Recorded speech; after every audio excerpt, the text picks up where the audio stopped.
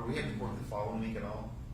Monday, Tuesday before Thanksgiving? Yes, Judge. That'd be Sure. okay. Which one do you want? Either one, Your Honor. You want the 21st? That's fine. Okay. Thank you, Your Honor. Dylan Petty. Philip Ferris. I'd like to go 11/17. He was sick. He said he Okay. Nico Reeves, Edward.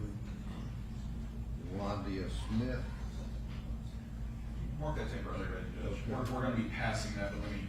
All right. No, sure. Lacey Stone, Miss Wilson. Terry Trail. Is he brought in or is he out? He's out, I don't know if he's here. Check on Terry Trail. Vargas, Mr. Thompson.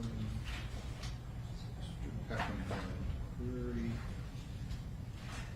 Yeah, Terry's good, I'm just with Lacey Stone, I don't think that's. Okay. Do we know, is Miss Graham gonna be here, or do we know whether Mr. Harden's at Buffalo Valley? She confirmed that he was at Buffalo Valley. Well, it showed that then, and he just got there, so, Judge, I apologize. If we go back to, Terry Trail, there's an officer that's moving in at 11:30 on that for a farm. yeah, I had that, but we need to get him here. I'll put Titus Parton on 11/9. Okay.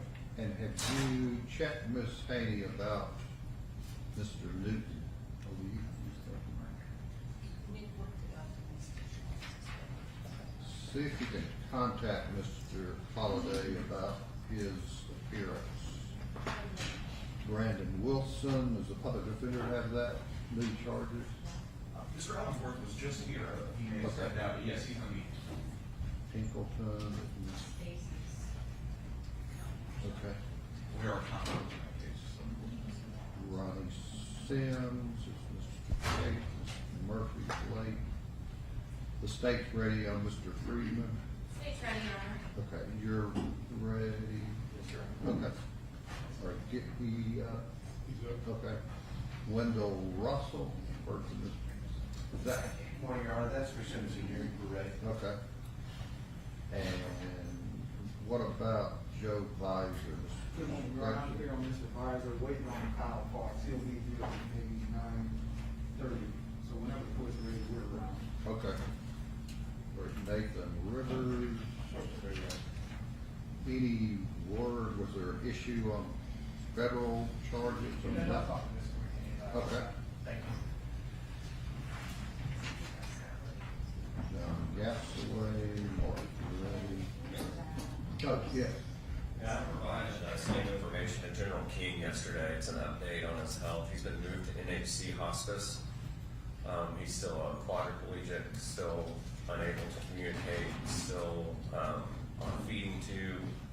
This is from a car wreck of May 2021, so I'm not sure. General King, this is the, Yeah, right, I mean, it sounds like he's in hospice, is that right? Yeah. I guess we need to just. You want to set it off 60 days or something? yeah, I think we've been setting it off for a longer period of time, so just to kind of see if this, because it's been, 17 months that he's been in kind of a The vegetative state state. still wants to monitor that? State has to. Do you want to set it 112? 112's fine, Your Honor. Thank you. Thank you. Michael Miller, Mark Reddy, Mr. Hopkins, Dunley, Hopkins said she should be around 30. okay, and Rivers, Yeah, that's separated.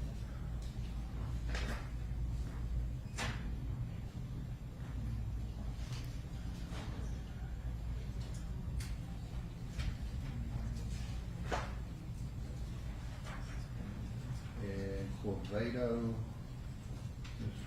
Chippens, and Ms. Kay Stephen Smith here. Yes, Your Honor, John Maji, Vanderbilt Legal Clinic, representing Stephen Smith. We got a text from him saying he is on his way, so hopefully he'll be here in the next 10 to Okay. 15 minutes. Does the state have witnesses on your motion, or? So that this is referred to the criminal route subpoena.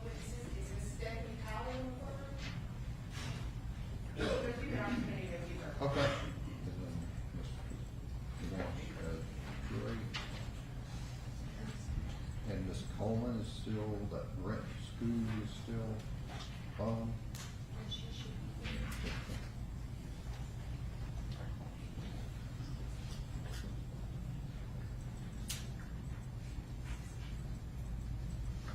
All right, are you, what did we find out about the?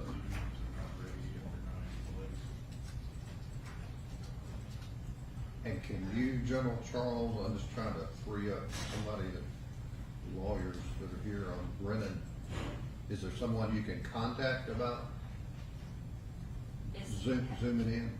Is, They're saying the person. not on? Mhm. Okay. If we could do that, or we could go right into Mr. Friedman. Johnny Martinez is on, that's the only one. Is that the person? Yes. Is that all you need? Yes. For now, all right, where is Mr. Brennan?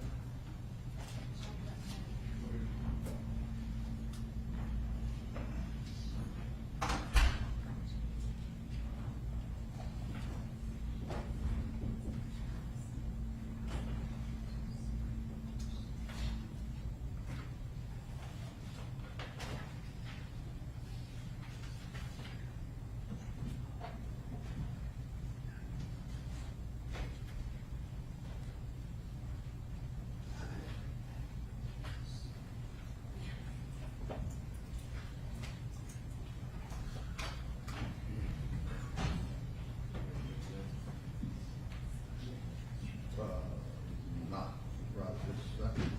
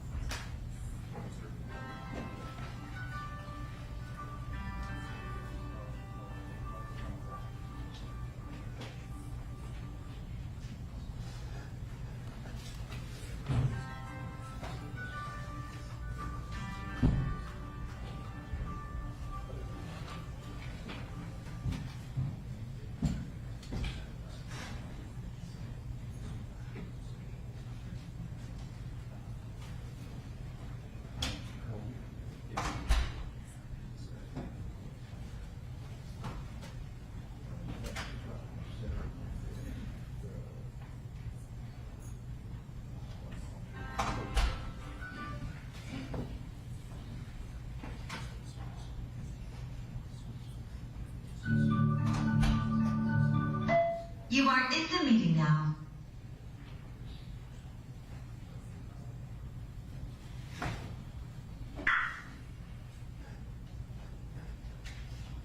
She telling the hitty camera. Mr. Martinez, can you,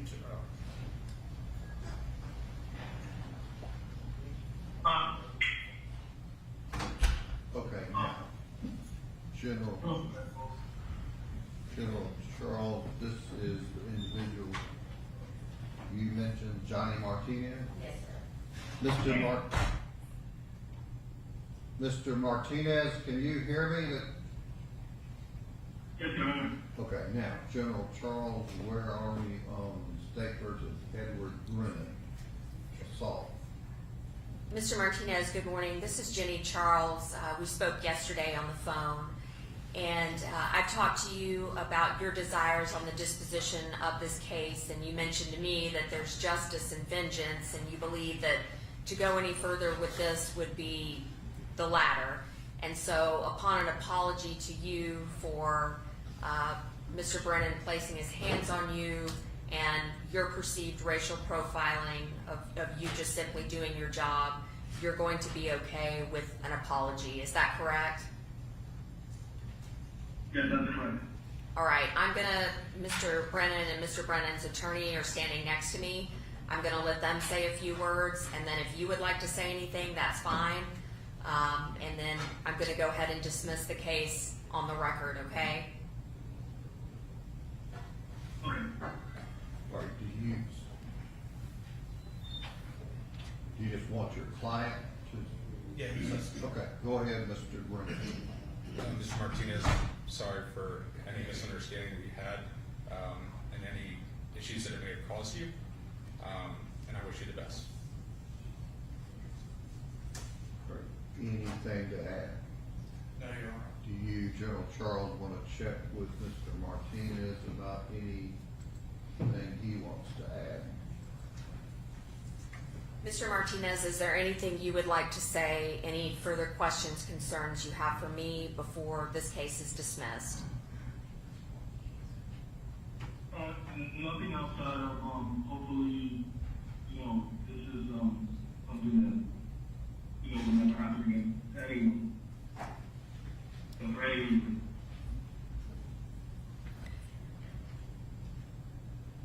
Your Honor, for the record, the case against the state versus Mr. Brennan will be dismissed. Mr. Martinez, thank you for your time this morning, and the court's staff is going to disconnect you at this point. Thank you, sir. All right, so 2022, 1147. Okay, good luck to you. 1147 dismissed at the request of the state. Thank you, Your Honor. Okay.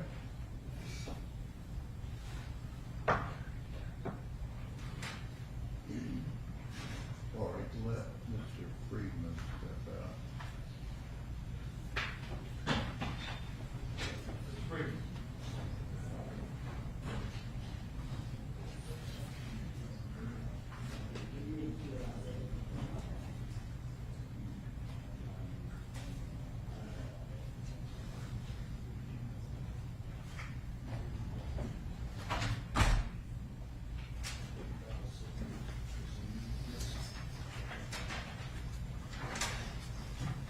All right, is there to be proof from the state?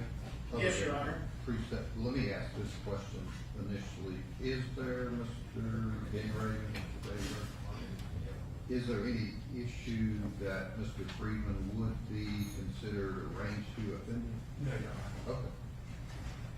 Any proof from the state?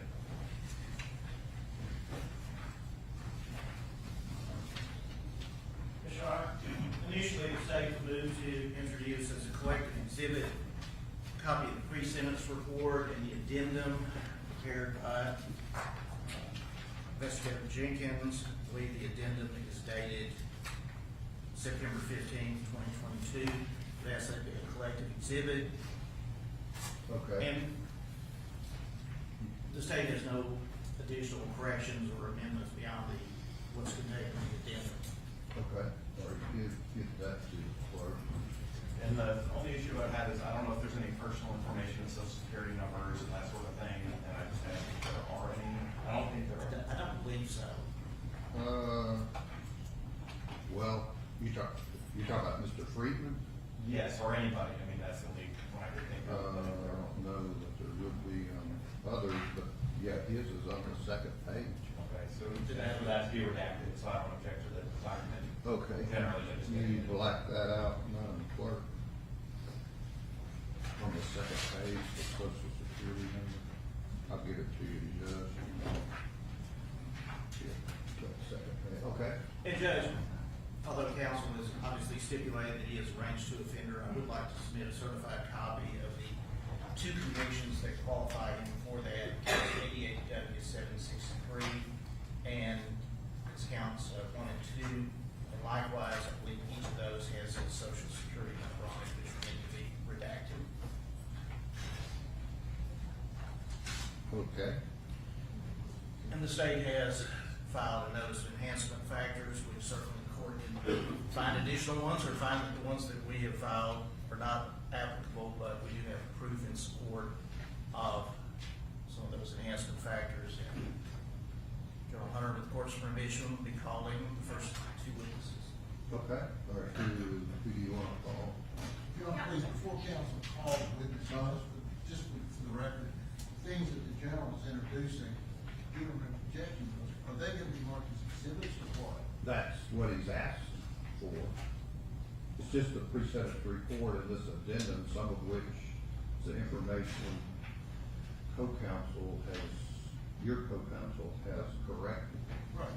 I just want to make sure that they're going in as exhibits as opposed to just going as a file. Exhibit. Exhibits, collected exhibit is what I said. I guess I should speak louder. One. The addendum and the pre-sentence report, collected exhibit 1, and the certified copies of convictions would collective too. Okay. Sorry, and who do you want to call? The state calls Danielle Connor. Yeah, fine, okay.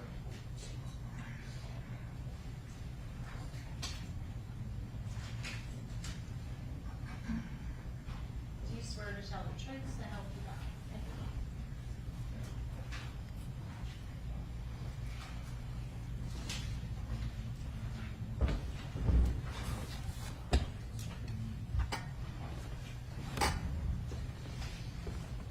She'll be testifying regarding some photographs, and we have them loaded up onto the computer if that could be visible to your honor Okay. on the screens.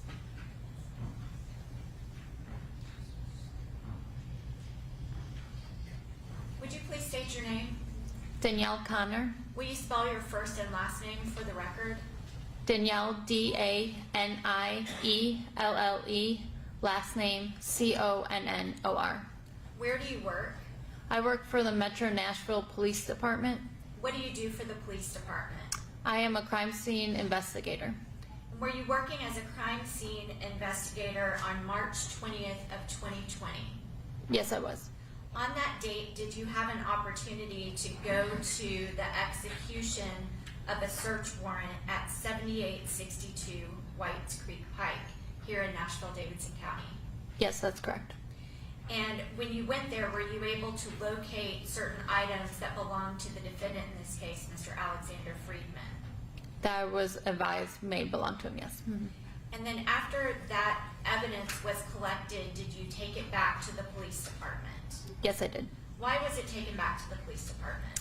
The items at that address that I brought back were deemed as evidence, so we brought them back for additional photographs and packaging.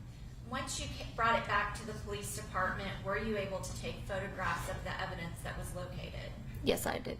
Okay, and was that supplied to the state in a digital format? That's correct. Okay, and can you look at your screen and see whether or not you recognize what's on your screen? Yes, I do. And what is that? A photo work order for some of the items that were photographed with the date of March 20th, 2020, the case number, and what was being photographed. So did you take just a couple of pictures or many, many pictures? There's probably, I'm assuming, several hundred. Okay. And when you took those photographs, did you have a method in which you took the photographs so that it would make sense when somebody was looking at them?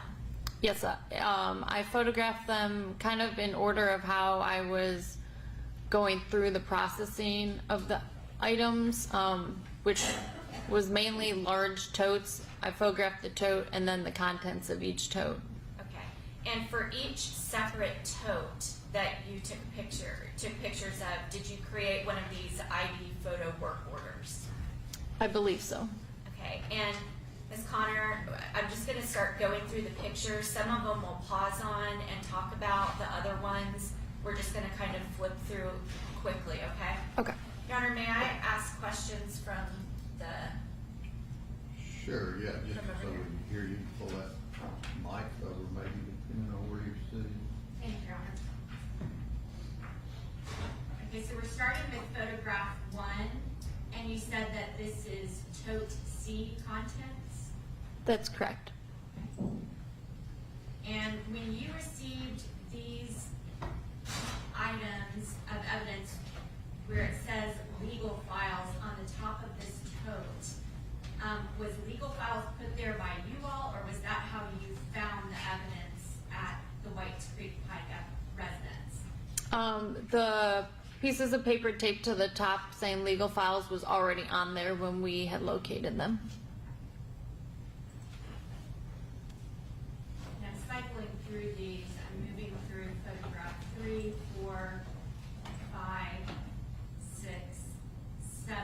Are these photographs of what was inside that tote? Yes, that's some of the contents that was in tote C. And what we're looking at photograph number 8. What is this? So these were 4 grenade pouches and a double magazine pouch that were taken out of tote C. Okay, and I just backed up to photograph 7. Photograph 8 is just a close-up of photograph 7. Is that Correct. And we're moving on, photograph 9, 10, 11. And are you aware of what these are in photograph number 12? One of my partners explained it to me, but I'm assuming they're similar, like tire spikes. They're tire cell traps, I guess. But there was that huge bag of them in Totsi. Okay, and photograph 13 is this just a close up of one of those things? Yes. Mm-hmm. And photograph 14, do you know what these items were? They're the same, just a different model or version of the previous. Photograph 16. Now I'm pausing on photograph 18. Can you tell the court what this appears to be? This is like a Velcro sheriff's patch that a lot of them wear on their back. This was also located in Totsi. And continuing on. And on photograph 22, can you tell the board what this appears to be? This is appears to be a gun case. So there have been 12 totes and then 2 additional gun cases that we had collected from Whites Creek. And once again, this one where it has legal work taped to the top of it, is that as you found it? That's correct. And opening it up on photograph 23, does it appear to be legal work? No, it was full of different calibers of ammunition. And photograph 25, this series of photographs, are you just going through and taking separate pictures of what was located in that bag? Yes. Okay, and this appears to be what? Some Lapua ammunition, boxes of it.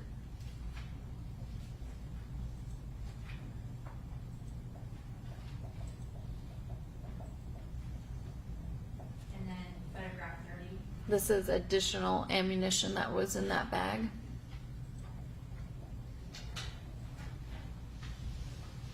Photograph 32.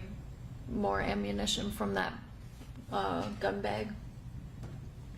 And is 33 you opening up that box just to show what's inside? To show that they're full, yes. Mm-hmm.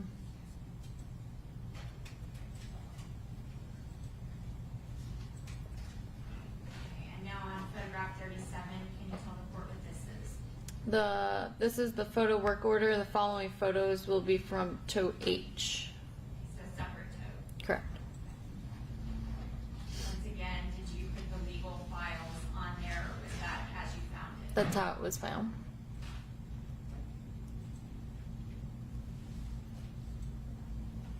And I'm pausing on photograph 41. Can you explain to the court what that is? These were rifle magazines that were located in tote H. And photograph 42. Boxes of ammunition from tote H.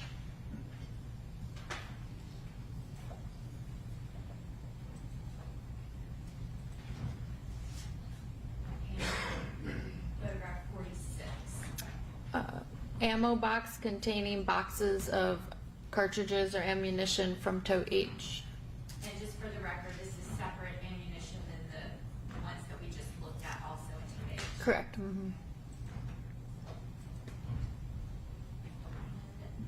Photograph 48. Can you These- say for the record what that is? These are 2 drum magazines that were located inside tote H. And what is a drum magazine? It's a large magazine that holds probably close to 50 or 100 rounds, so it's like high capacity magazine. And photograph 50, what is, for the record, can you say what that is showing? This is showing that they did contain ammunition when I opened them.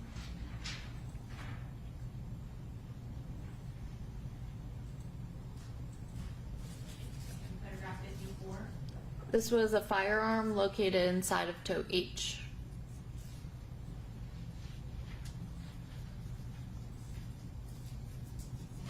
Photograph 57, is that the same firearm? Yeah, it just turned on the opposite side. Mhm.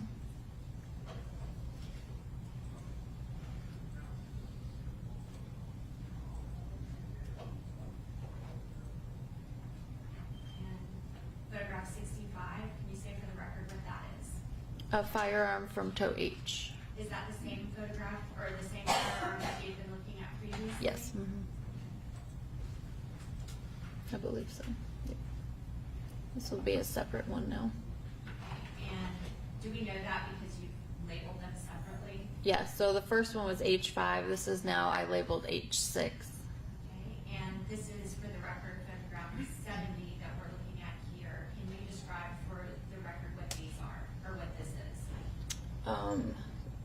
It appears to be some sort of like high caliber rifle that was from tote H.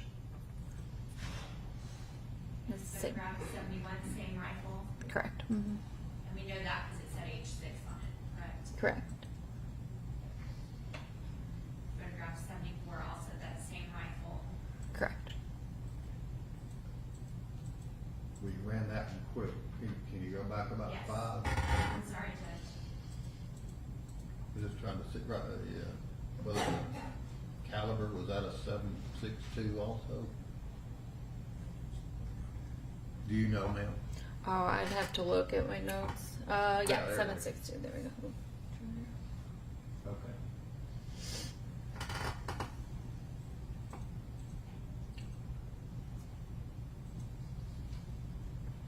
And then this one, I apologize, is kind of sideways, but can you tell the court what we're about to be looking at here?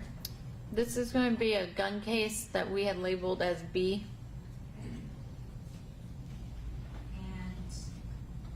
once again, is this the outside of that gun case? Yes. And his label, not yours? Correct. And what are we looking at in what's labeled B1 on photograph 83? A box of ammunition that was inside of that gun case.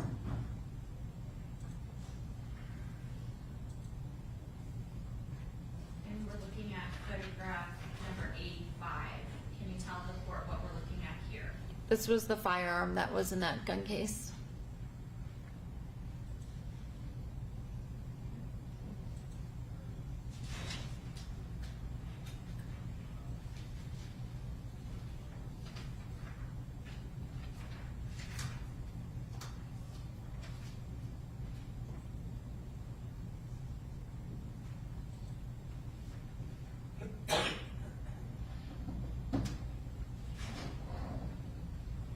And as we're cycling through these photographs, these are all the things within that case? Yes, that's correct. Okay, and I'm stopping on photograph 96. Can you tell the court what we're looking at there?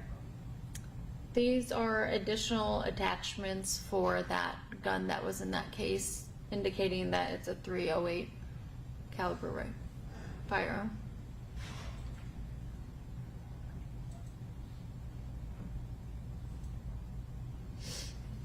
And now we're on photograph 99. Can you tell the court what we're about to look at in these series of photographs? This will be the contents of tote F.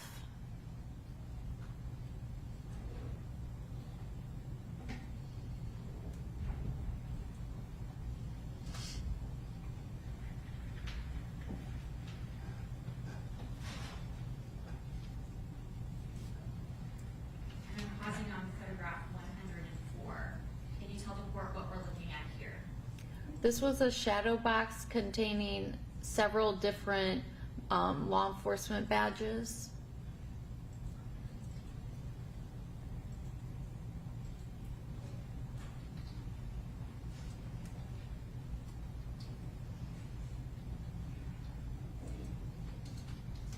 And 107, 108, what are we looking at in these photographs?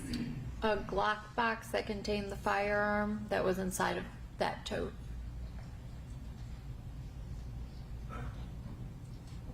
And have you labeled that one F3? Yes, I did.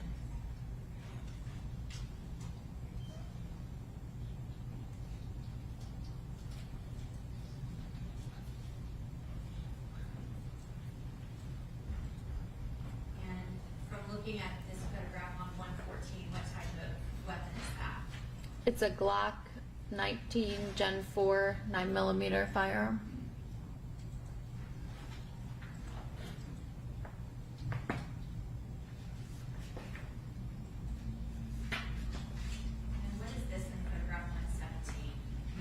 They're like the dummy rounds that come with the firearm.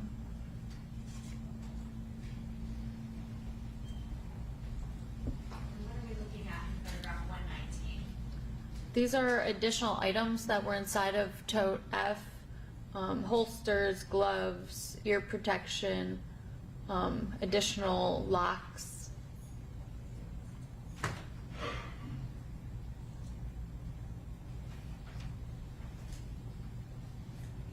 showing you photograph 122. What do we see here? An array of remote firing systems that was from tote F. And do you know what a remote firing system is? Not generally, but here you can see that he had different types of them. And photograph 123. Boxes of ammunition from tote F. And 124. That's the boxes open showing that they were full boxes of ammunition.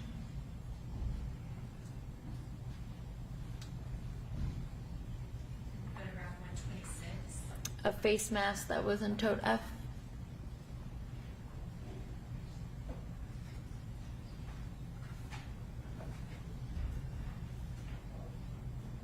Can we clear this screen? I just realized that there's an arrow on the screen that's visible Yes, to the board. punch that forward.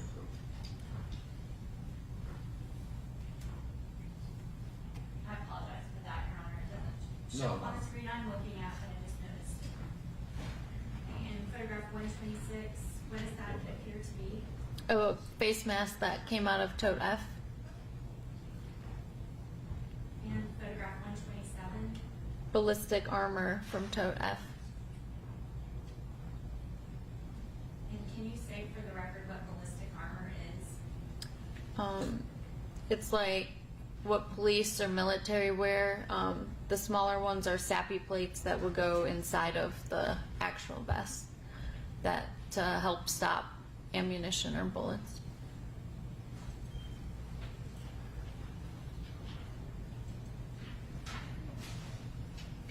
And photograph 130. I believe it's a pair of handcuffs.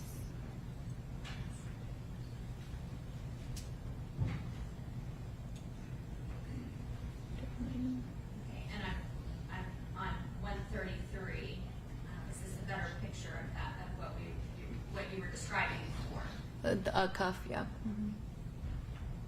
Okay, and now we're on photograph 134. What are we going to be looking at in these series of pictures? The contents from tote D.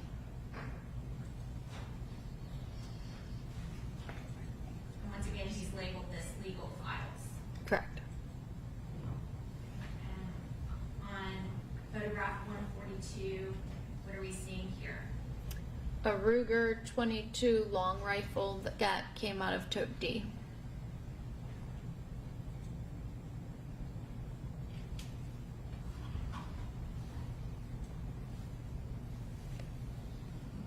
And photograph 157 is the same rifle. Yes, it's the other side of the rifle.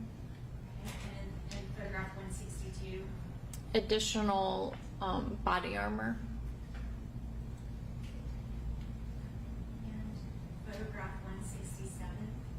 A little revolver that had come out of the tote D. And can you describe it a little more? It Give a says little more detail with this closer up photograph. a 22 long, and then it is from North American Arms. Photograph 172. I believe that's the inside of a like military helmet. Photograph 180.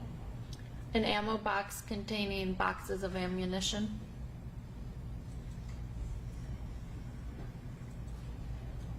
And photograph 187.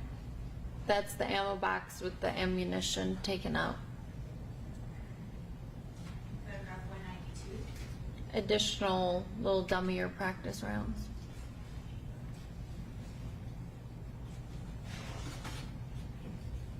And photograph 198. These are miscellaneous items taken out of that black duffel bag that was inside the tote.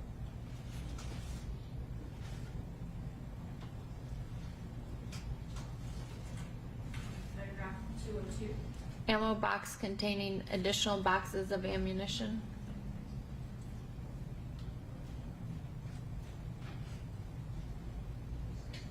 And photograph 207.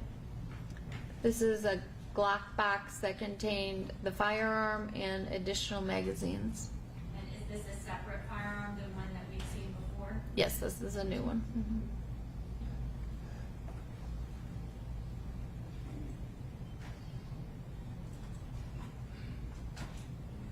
Is photograph 219 that same weapon?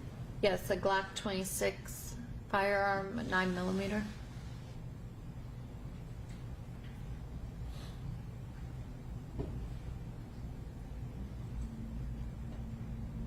Photograph 230. This is a Kel-Tec that came out of the, I believe it will be tote I. It's a separate weapon. Yes.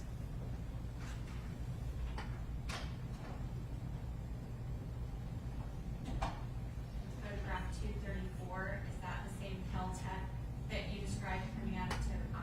Yes.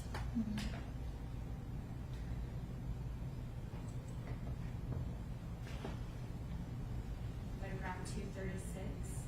This is what I labeled as tote A, or gun case maybe. Yeah, gun case.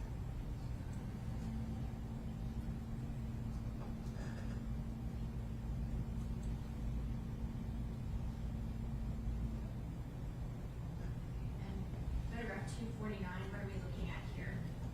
The photo work order for tote L and its contents.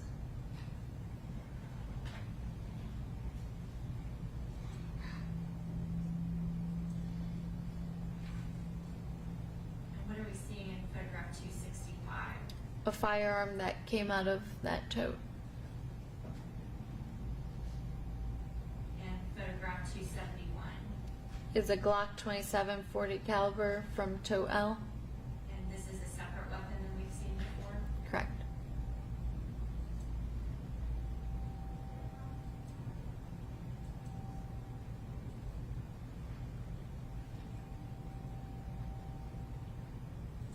Photograph 275. It's a gun case that's going to contain an additional firearm. And photograph 278. This is going to be a .38 special. This is a separate weapon than we've seen before? Yes, this is the one that just came out of that soft gun case. And photograph 279. The firearm from the gun case.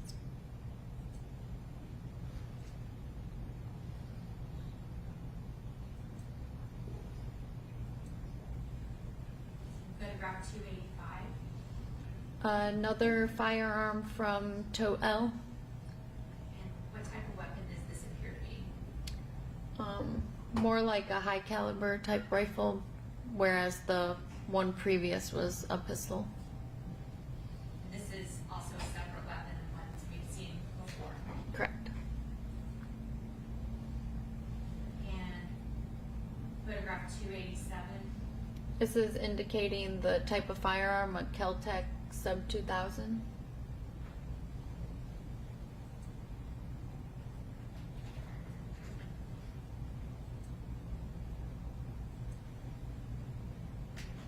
Photograph 291, is this still that same weapon? I believe so.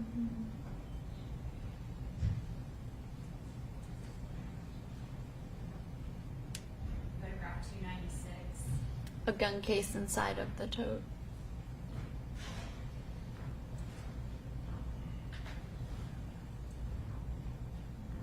And photograph 299. A firearm that was taken from tote M. And this is a separate weapon than we've seen before? Yes, it is. And do we know that for the record because it's labeled M1? Yes, correct. And photograph 300. This is that firearm outside of the yellow bag. Can you tell the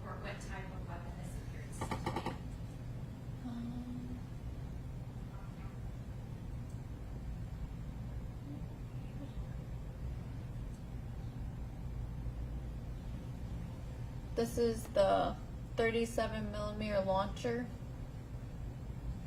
And you're stating that for the record for, As it shows, paragraph 303? as it shows in the photo, yes. And photograph 304 makes that clear. Yes, it's indicating that could shoot flares, smoke, or gas rounds.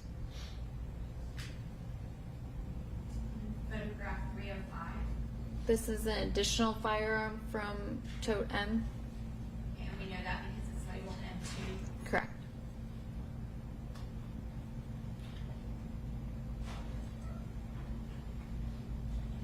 I'm pausing on photograph 308. Does this tell you anything more about the weapon? Just that it appears to be a hunting type of instrument.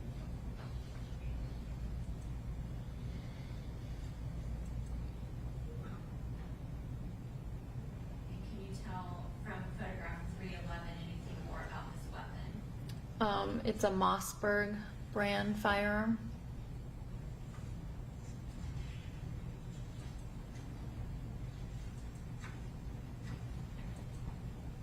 And I'm showing you photograph. For whatever reason, it looks like we've gone backwards in time, and we're looking at photograph number 213. Can you tell the court what this is? This is another firearm that I had labeled as I1, so this should be from tote I.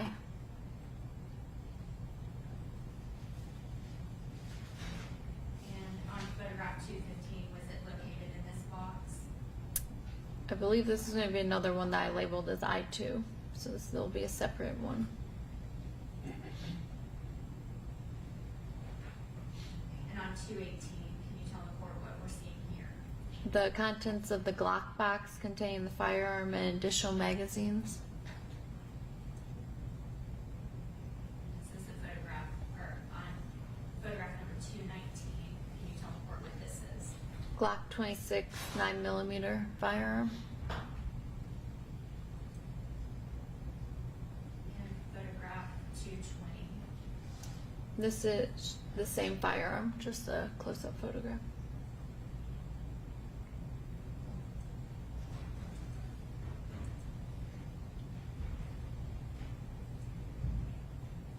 And photograph 226.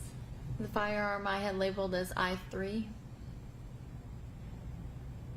photograph 227. The same firearm, just outside of the yellow bag.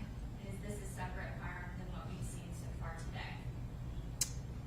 I believe so. I think the photos have kind of gotten jumbled. Yeah. If it's labeled I3 and we haven't seen any I3 photographs before, this would be a new and separate firearm? Yes. Okay. And what kind of weapon is this? A Kel-Tec.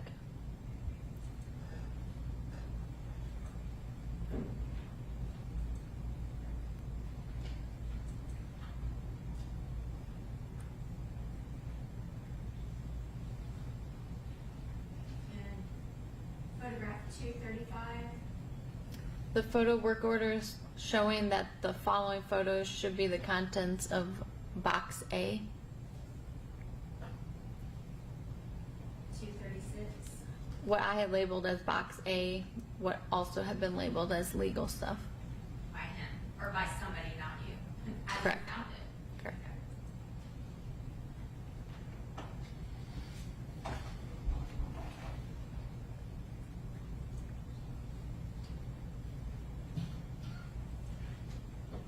And I'm showing you photograph 241. Can you tell the court what we're seeing here? This is the firearm that had been taken out of the yellow plastic bags from box A. And this is a separate weapon than we've seen so far today? Correct. Does this tell you anything more about the weapon? It's a Cavari 338 Lapua. And for the record, that was on photograph 242. And 245, is this that same weapon? Yes, it is. Just the other side of it? Correct. And photograph 247. A box of Lapua ammunition that was in that box A. This is the contents of the ammunition box showing that there was one missing. Photograph 249. Photo work order for tote L and contents. 250, is this tote L? Yes, it is. Or, hang on a second, this appears to be something different, but you also, 3 or 4 back, we're talking about an L.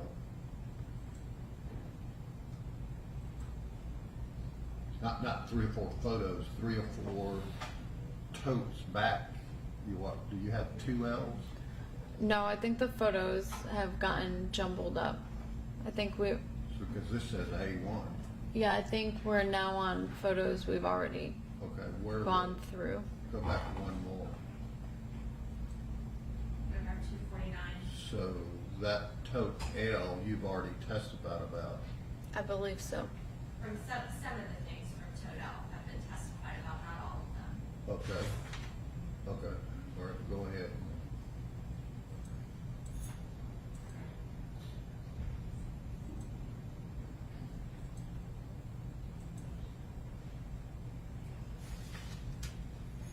We're on photograph 255.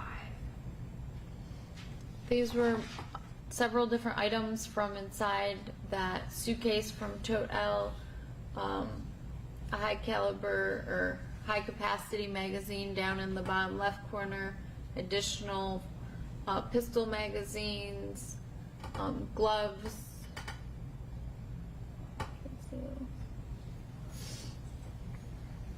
And photograph 256. Boxes of different ammunition from tote L.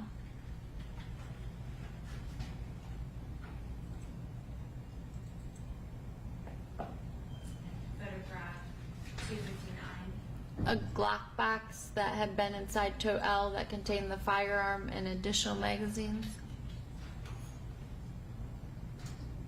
And in photograph L1. That's the firearm from that Glock box, Glock 19 9mm.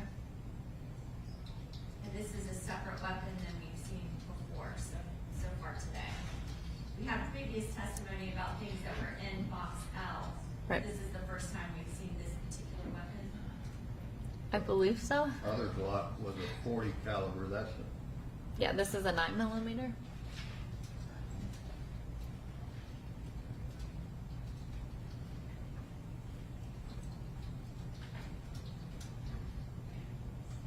Okay, and you've labeled this one L1. Yes, this is the other side of that firearm we were just talking about.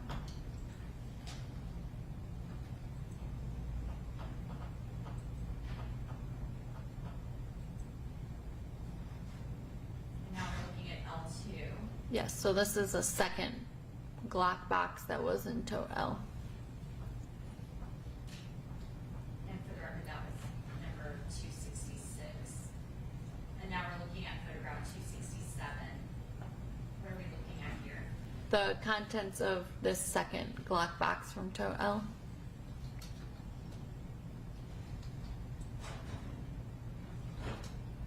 And photograph number 269.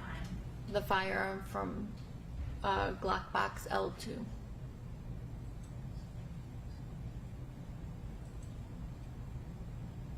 what type of weapon is L2? Glock 27 40 caliber.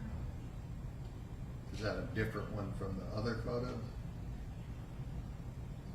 L1 was a 9mm. This is L2, Right, which but is a 40. Previous, you also had a 40. Do you have a list of what's in L? I don't know if I have a full list. I have a list of all the firearms and what they were labeled.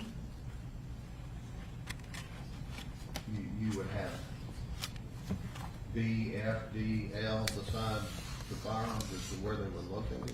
Yes. Okay, how many Glocks do you have in L? Oh, I mean, in L.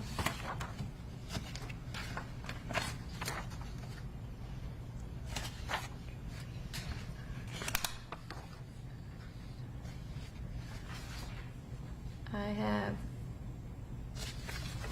two Glocks from tote L, the 9mm L1 and this 40 caliber L2. So this is the other. Okay. All right.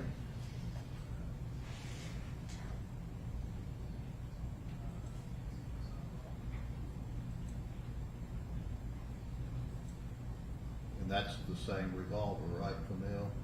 L3. Yes, L3. The Smith & Wesson, yes.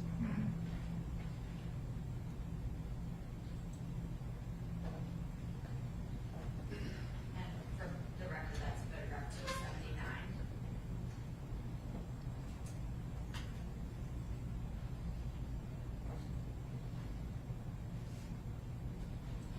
And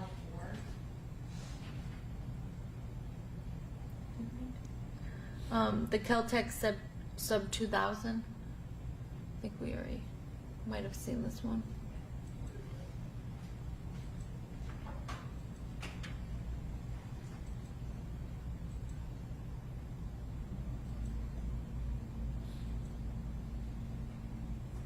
And photograph 293. This is going to be showing that the following photos should be from tote M and the contents.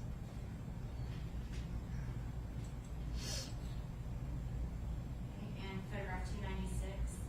A gun bag that was inside of tote M.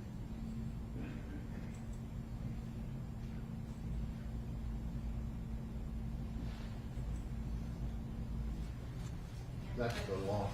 Yes. Mhm. And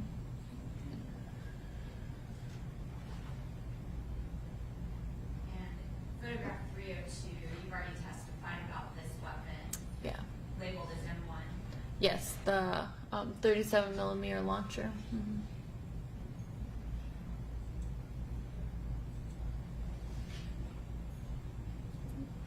And photograph 306, you've already testified about this weapon labeled M2. Yeah, the Mossberg shotgun.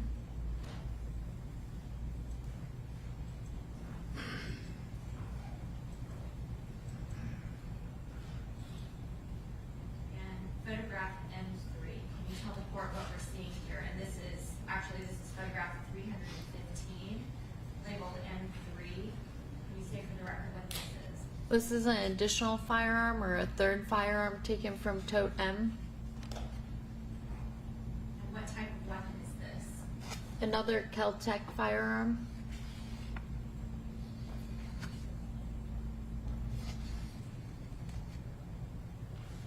And photograph 319, is this that same weapon labeled M3? Yes, just the other side of it. And on photograph 320, is it described as a 12 gauge? Yes, it is. Mhm. And photograph 321, Additional items from tote M, additional locks and keys, another butt to the shotgun or firearm. and photograph 323, Boxes of ammunition that were taken from tote M. and photograph 324, The photo work order showing that the following photos should be from tote K and the contents of such. and on the top of tote K, for the record, can you tell the court what this says? The label on this one said hold for HG, do not remove.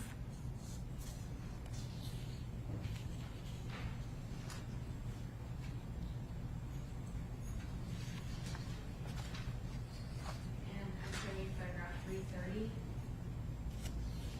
These are items that were inside of a black duffel bag inside of, I believe, tote K, containing additional padlocks and firearm. and I'm showing you K1 on photograph 331. And now I'm showing you photograph 333, also labeled K1. Can you tell the court what this is? Yes, this is the firearm that was inside the yellow plastic bag. It's a 7.62 AK-47 rifle. And this is separate than any other weapon we've seen so far? Correct. And photograph 334, The same firearm, K1.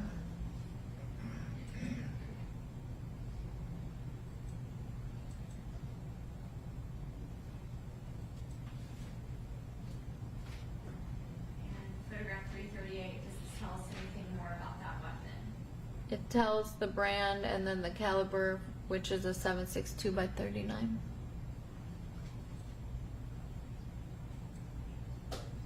Photograph K2 on, or photograph 340 labeled K2. This is gonna be a second firearm out of tote K.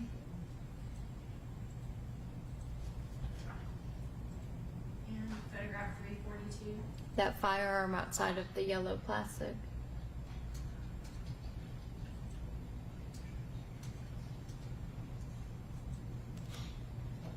Photograph 344, does that tell us anything more about this weapon?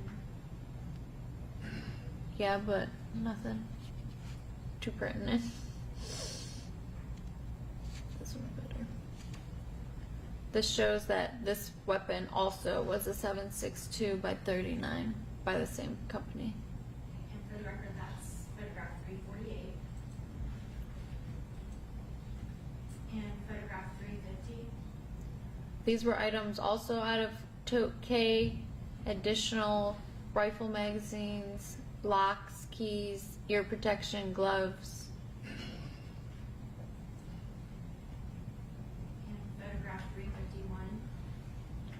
Different boxes of ammunition, also to include 2 drum magazines with ammunition in them. And in photograph 351, these are separate drums than what we saw in the other photographs. Correct. And photograph 352. This is showing that the boxes of ammunition and the drum magazines were full. And photograph 353. This is showing that the following photos should be of tote W and its contents.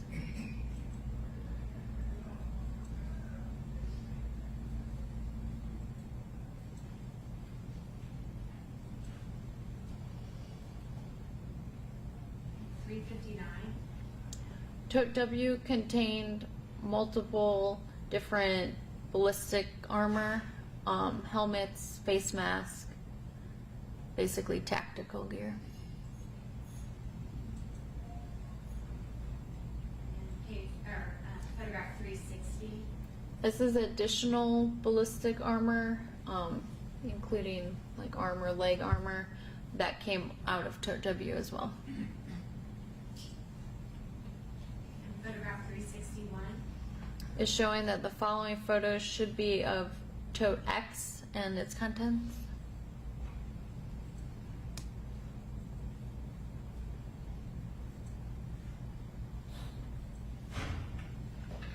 And photograph 366.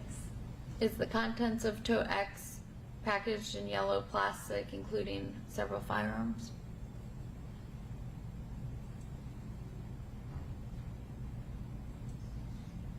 Photograph X1, or labeled X1, photograph 369. Yes, this is the first firearm, X1, that had been taken out of tote X. And do you know what kind of weapon that is? And Anderson Arms AM-15, it's the lower receiver for it.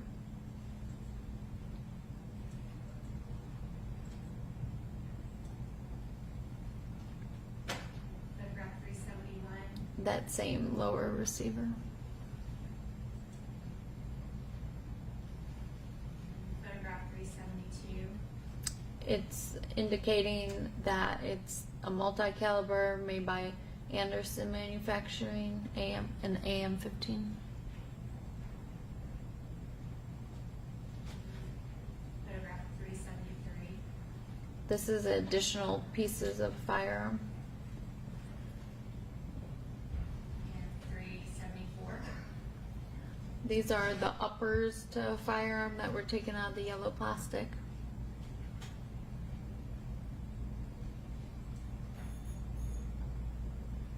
And photograph 376. I believe this is the same that was just in the double photo of them.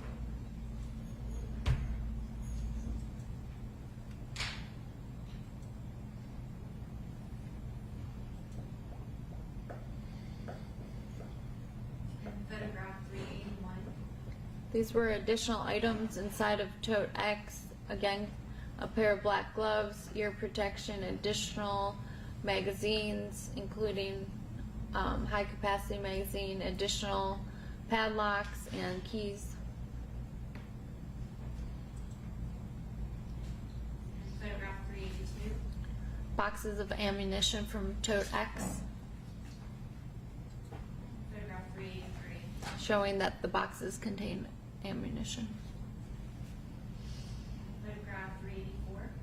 This indicates that the following photos should be from tote Y and the contents of.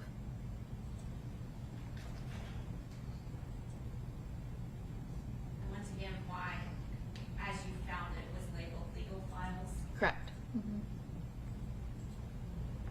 I'm showing you photograph 388. This is a firearm from tote Y. Photograph 389. That firearm outside of the yellow bag, labeled Y1. And 390, the weapon that you've described in the previous couple of photographs labeled Y1, this is a separate weapon from any other weapon we've seen so far today. Correct. And do you know what type of weapon that is? 5.56 by 45 rifle. Has Photograph 395. indicated in this photo. And I'm showing you photograph 397 labeled Y2. This is a second firearm taken from tote Y.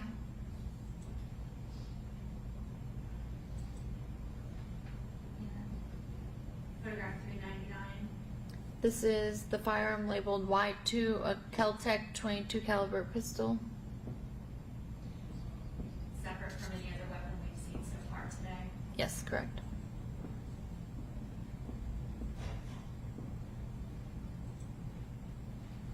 And photograph 405. This is a third firearm from tote Y. And have you labeled that Y3? Yes, I have. And photograph 406. This is that firearm outside of the yellow plastic. Do you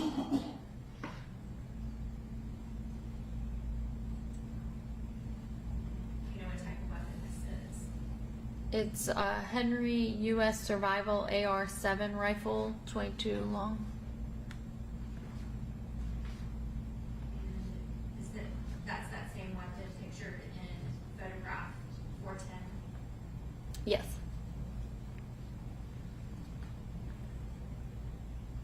And photograph 412? Additional items or firearm accessories from tote Y again contained a pair of black gloves, additional locks and keys, additional magazines, and additional butt to the rifle for the rifle.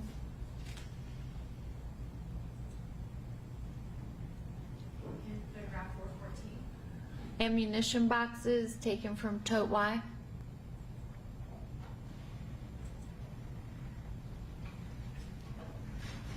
And photograph 417?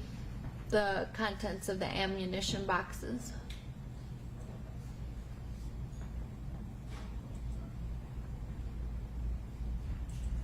And photograph 418? Is a Kel-Tec firearm box.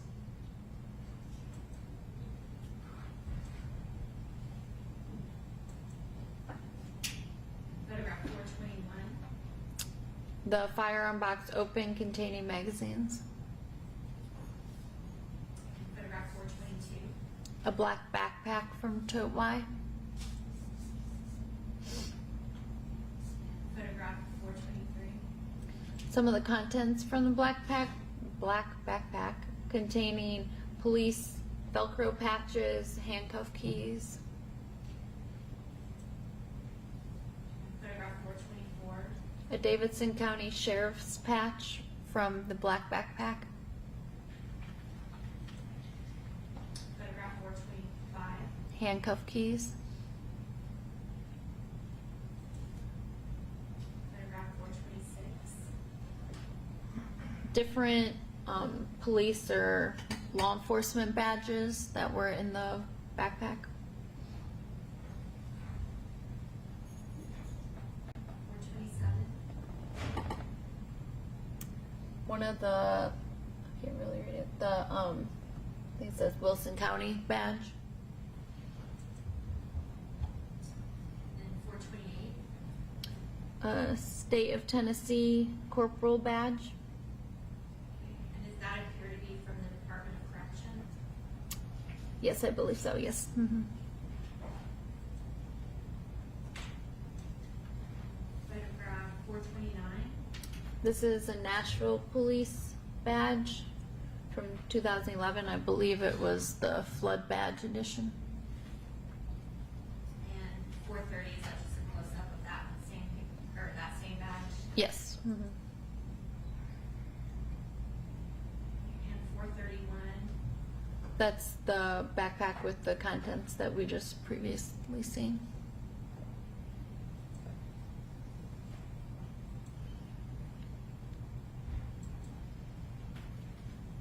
and photograph 435. This is all the contents from that black backpack. The badges that I had previously described. It also included handcuffs and then a law enforcement uniform. And photograph 436. The patch on the uniform shirt, Department of Tennessee Commerce. Department of Corrections. Yeah, sorry. And photograph 437. This is indicating that the following contents should be tote Z. We don't get into double A's, do we? No. This should hopefully be the last one. And this one, instead of having it labeled as legal information, what was the label on Z? This one again said hold for HG, do not remove. And was that label placed there by you or somebody else? By somebody else. That's as you found it. That's correct, as I found it.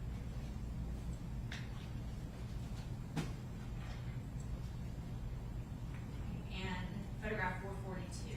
The contents of tote Z, again, additional firearm magazines, and accessories. It appears to be some ballistic plates at the top.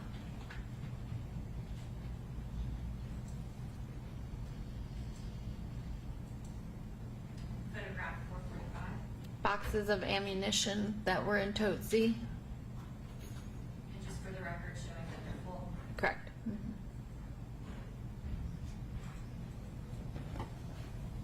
Photograph 448. The firearm from tote Z. And is this a different weapon than we've seen so far today? Yes, it is. What type of weapon is that? This one is Keltec 5.56 caliber pistol.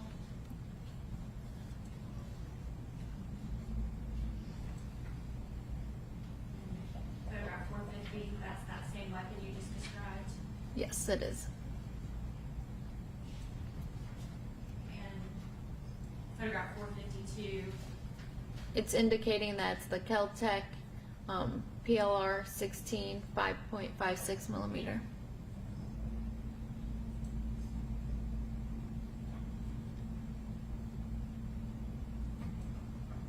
and photograph 456, This is a second firearm labeled Z2 that came out of tote Z.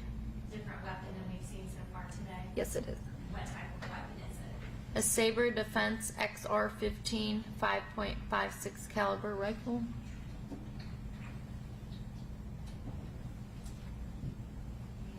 And photograph 457, is that proving what you just said was true? Yes, it is.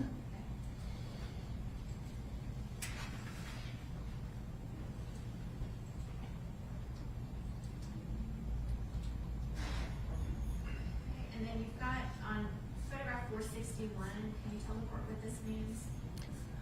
So where the totes were located in the lower level of the Whites Creek address, the residence there, they have been covered with a tarp. So this bag contains that tarp that have been covering all of the totes. It's the tarp. Okay, and then photograph 463. At that address, they had also located these firearm type or objects. I'm gonna have to zoom in on it a little. Yeah, it looks like some of those more remote firing systems, different cords for firing systems.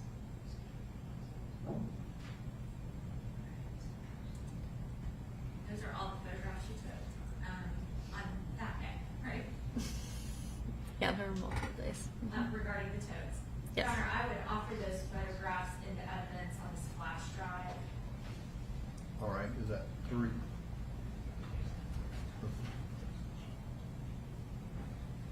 you have a total for how many weapons were located there?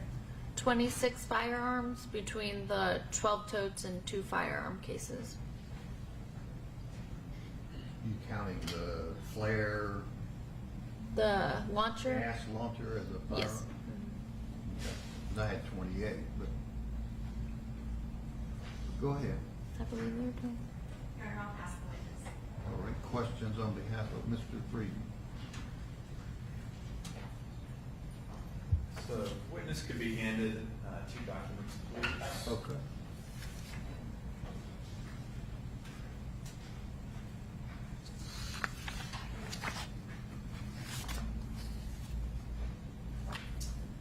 I've just handed you 2 documents. Would you agree with me that the first document I handed you says indictment on it? Yes, it does. And would you agree that the case that appears to be a legal filing in the United States District Court for the Middle District of Tennessee, National Division, the case of United States of America versus Alexander Friedman, case number 321-00095, correct? Yes, it is. And does this document list out all of the firearms that you found that you just testified to? I'd have to read it. I've not seen this before, so I'm not sure what this is.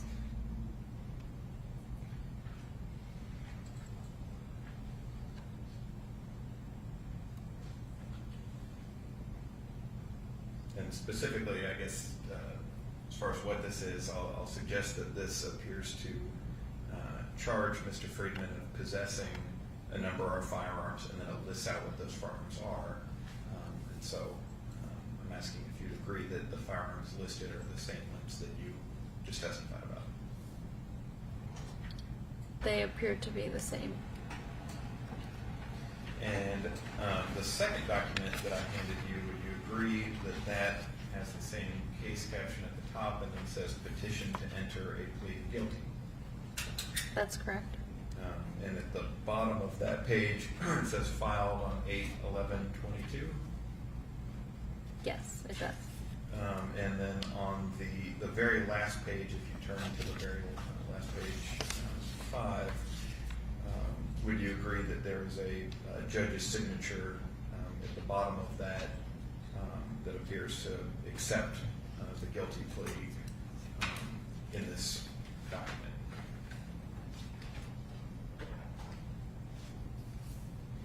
Yes, that's correct.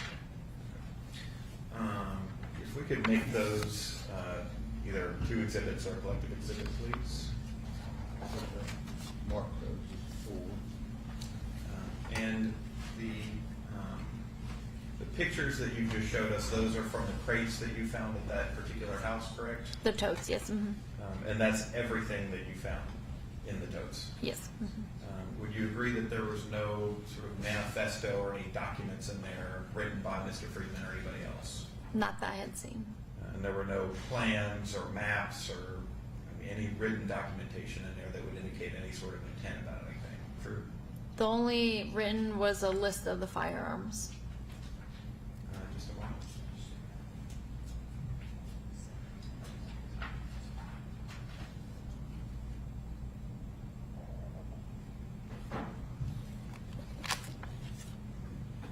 No further questions. Any other questions? No, Your Honor. All right, thank you, ma'am. Thank you. Sorry, who you put that to? Director Andy Elkins.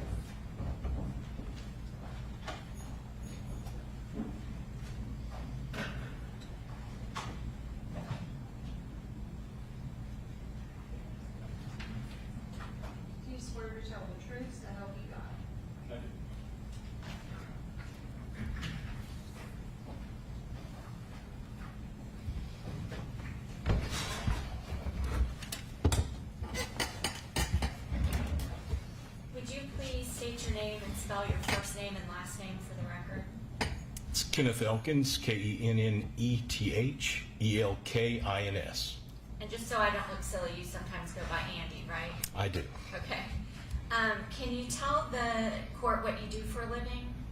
I'm the director of the Bureau of Explosives, AAR, in Washington, D.C. And did you travel from Washington, D.C. yesterday to be with us here today? I did. Okay.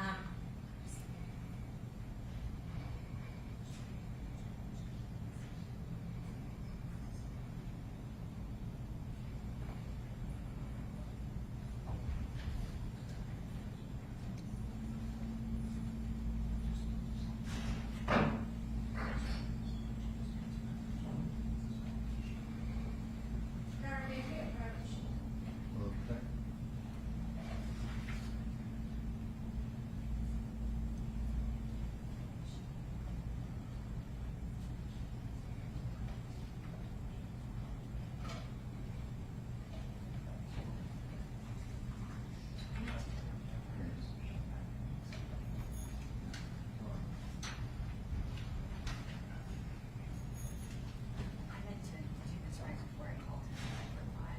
We found out yesterday that Mr. David Raven previously represented, an officer elements and had been in the personnel type issue previously, and that there could be potentially some potential conflict. We made the Ravens aware of that yesterday, and just wanted to make sure on the record that he had no the defendant had no objection to these counsels remaining on case. Do not have an objection. Okay. Well, I think I'll address this on the record. I need the files, any information I might have had in the presentation, not to make mention of it, to do any cross-examination.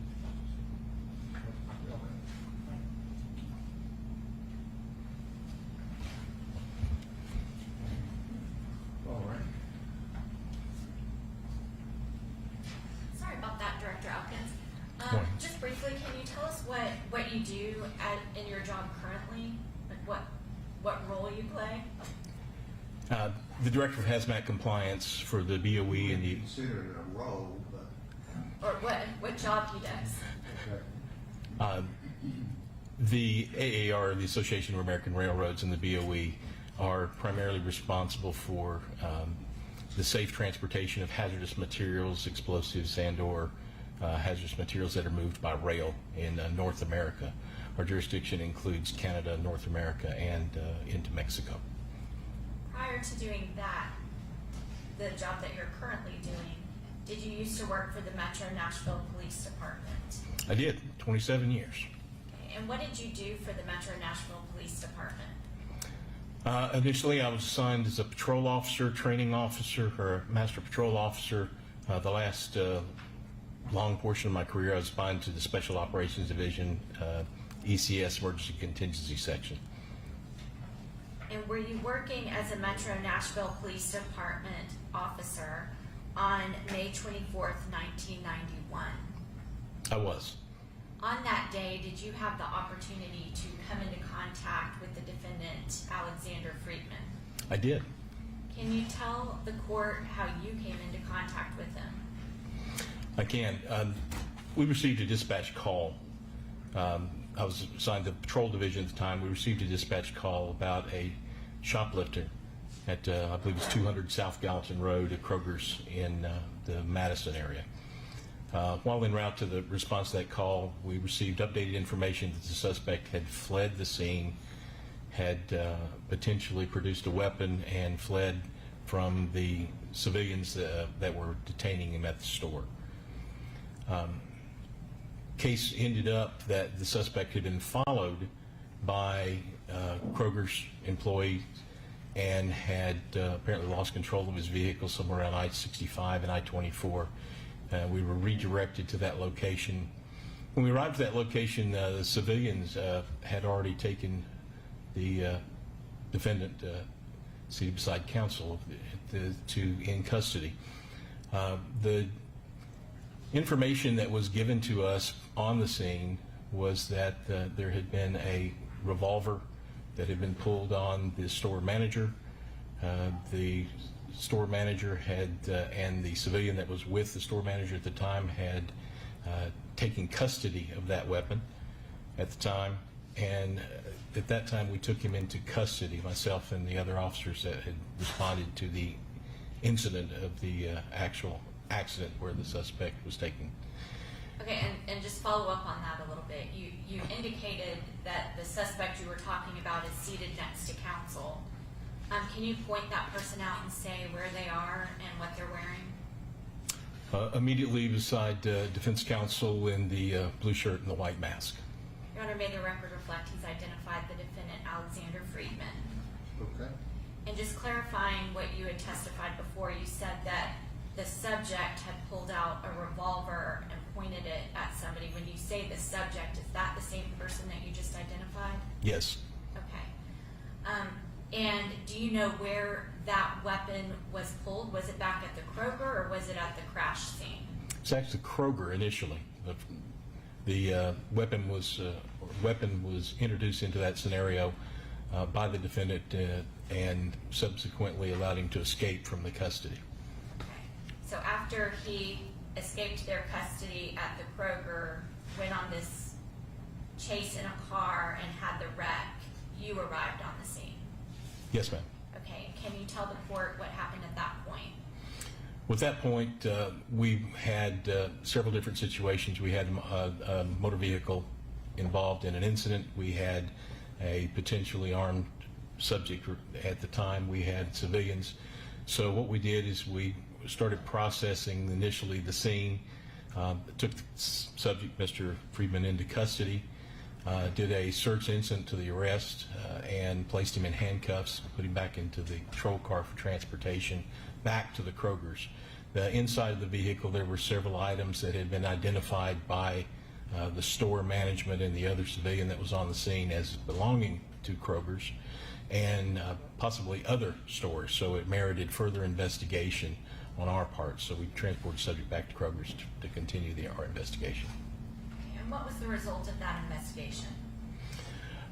The items from Kroger's were identified. There were other items from other stores that were identified, and subsequently warrants were obtained by both the store, Kroger store, for the theft, the robbery that had occurred when he produced the weapon and then facilitated his escape with the weapon, and other charges pertaining to theft of property from the other businesses. Can you tell the court whether or not there was anything unusual that you found on or around the person of the defendant on this date? There were a lot of things I found unusual. Can you tell the judge about that? Yes, sir. Or yes, ma'am. One of the very first things I noticed is conspicuously placed in the back of his belt, there was a handcuff key placed at the back side of the belt. Now, that handcuff key would have allowed him easy access, even being placed in hand restraints behind his back, to access that key and free himself from the handcuffs. Continuing searches from Mr. Friedman from his wallet, we found things like razor blades taped to the backside of credit cards and business cards. We found things like inside of the shoe, where he had apparently taken his shoe and cut off the heel, and inside the particular shoe, and put things like, again, handcuff keys. There was as I recall, there was a cassette player. I think it was the Walkman type, the old cassette player, and hollowed out inside was the place where the .22 revolver would fit. We found ammunition for the weapon. I believe that ammunition was particularly interesting because it seemed to have a coating on it, Teflon. I apologize, I did not actually test it, but Teflon coated bullets that are specifically designed or capable of penetrating police body armor, the type of armor that we wore, the soft armor that we wore at the time. there was a wide list of again, items on and about his person, on about his wallet that were absolutely concealed with, in my opinion, no other purpose than to facilitate his escape from custody and endanger the lives of any officers, civilians that would encounter him during the course of that escape. When you became aware of these weapons that were secreted on and about his person, did that cause you, as the law enforcement officer who had taken him into custody, to have any type of feeling about your own safety? Absolutely. There are, in my history, there are three types of criminal personalities that I genuinely fear. One of them is the criminal personality that he's either medically or mentally incapable of making rational decisions, and that person is immediately dangerous. The other one is the criminal personality that clearly is calculating. They're not only calculating their escapes, they're calculating how they're going to injure or kill you as a police officer. And in this particular case, Mr. Friedman certainly had done a lot of work to make sure that he could access weapons, that he could not only access those weapons, but deploy them in a way that would defeat standard training of most police officers. The other type personality, of course, is that personality that clearly premeditated promotes the intentional attack on an officer. In this case, Mr. Friedman was genuinely concerning to me. The fact that he had not only hidden one handcuff key behind his belt, one in his shoe, all in about his person, the razors, all of those things, the pistol, the specific ammunition. He certainly raised my level of fear and awareness of the potential for serious bodily harm or death that he could cause to me or my other fellow officers.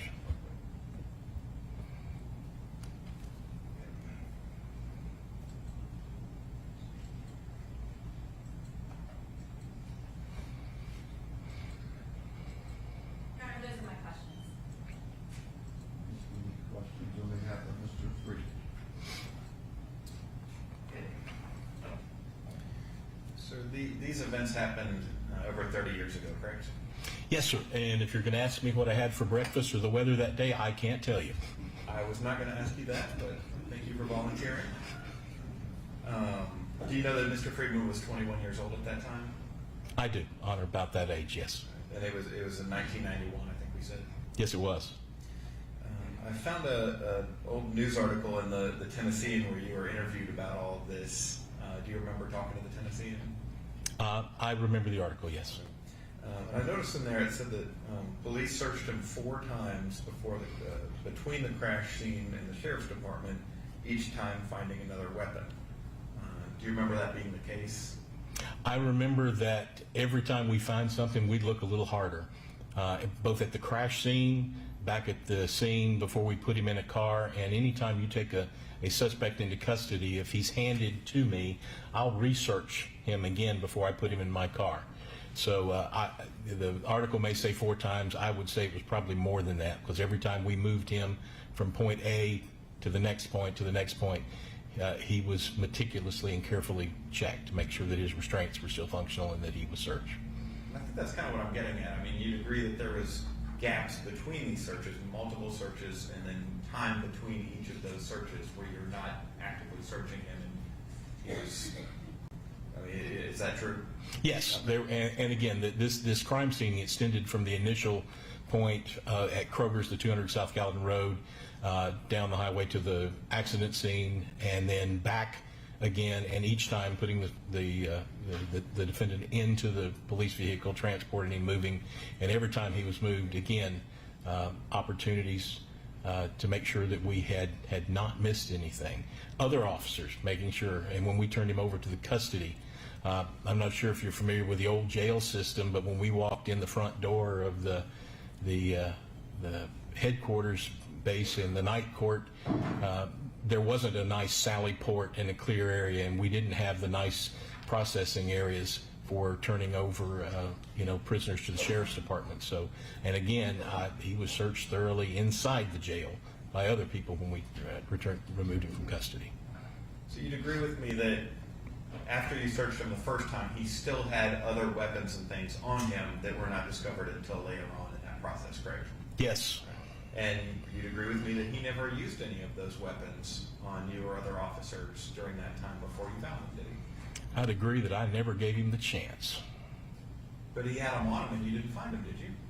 Again, never gave him the chance. Proper securement with the handcuffs, proper search along the way, making sure that he was separated from the wallet, making sure that he was separated from the Sony Walkman, making sure that he was handcuffed so the placement of the key hole on the handcuffs were adequately inside, not outside, so they're accessible from the wrist. So again, constant monitoring of the subject prevented him from using those. And no, he did not use them against us. Did he ever try to use them against you? No. Did he ever try to resist? No, not me.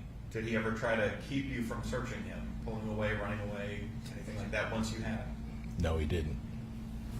Just a moment.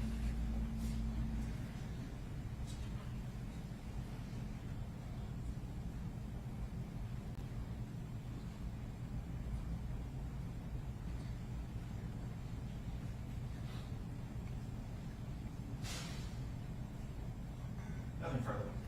Any other questions? No, Your Honor.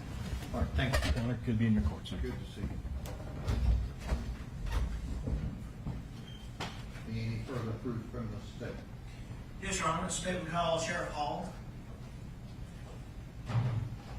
So General Hunter had 2 witnesses, you have some more? Yes. Oh, okay.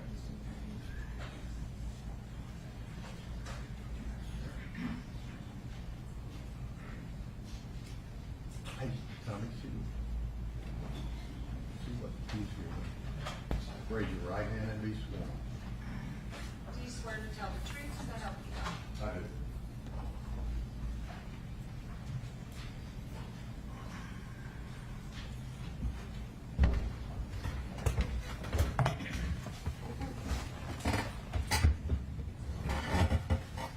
Sir, would you please state your name and spell your first and last name for us? My name is Darren Hall, Daronhall. And are you the sheriff of Davidson County, Tennessee? Yes, I am. And are you the same Sheriff Darren Hall who testified in the trial of this case? Yes, I am. And I believe you were the first witness, is that correct? Yes, I was. And did you remain for the duration of the trial? Yes, I did. And did you hear the testimony and the evidence that was presented? Yes, I did. And try not to repeat a lot of that, but first of all, dealing with the amount of damage, over $250,000. Were there additional costs and expenses above and beyond what was presented to the jury? Absolutely. Could you tell Judge Dozier about that? Yes, so we tore down the previous criminal justice center, and we're obviously rebuilding a new building in that same location. To do that, we had to relocate some 700 men that were in that building a couple of years before that. So in relocating those inmates, the males, we had to rent, if you will, space at the private facility here in Nashville for our females. They were being held at the core civic facility until the finish of this construction project, which should have been in January, but due to Mr. Friedman's actions, we had to delay that opening until late May. So we paid core civic up until May. I think there's some numbers monthly. They're listed here, but in the month of February it was $500,000, and in March it was $400,000 more dollars. In April it was $300,000 and $295,000. Those are real dollars we're paying to a private company because we couldn't move our inmates where they belong.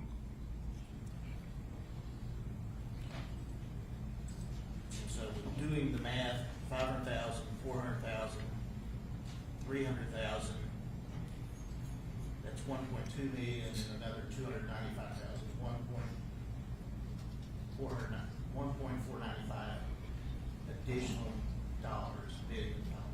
Right at $1.5 million just in renting space.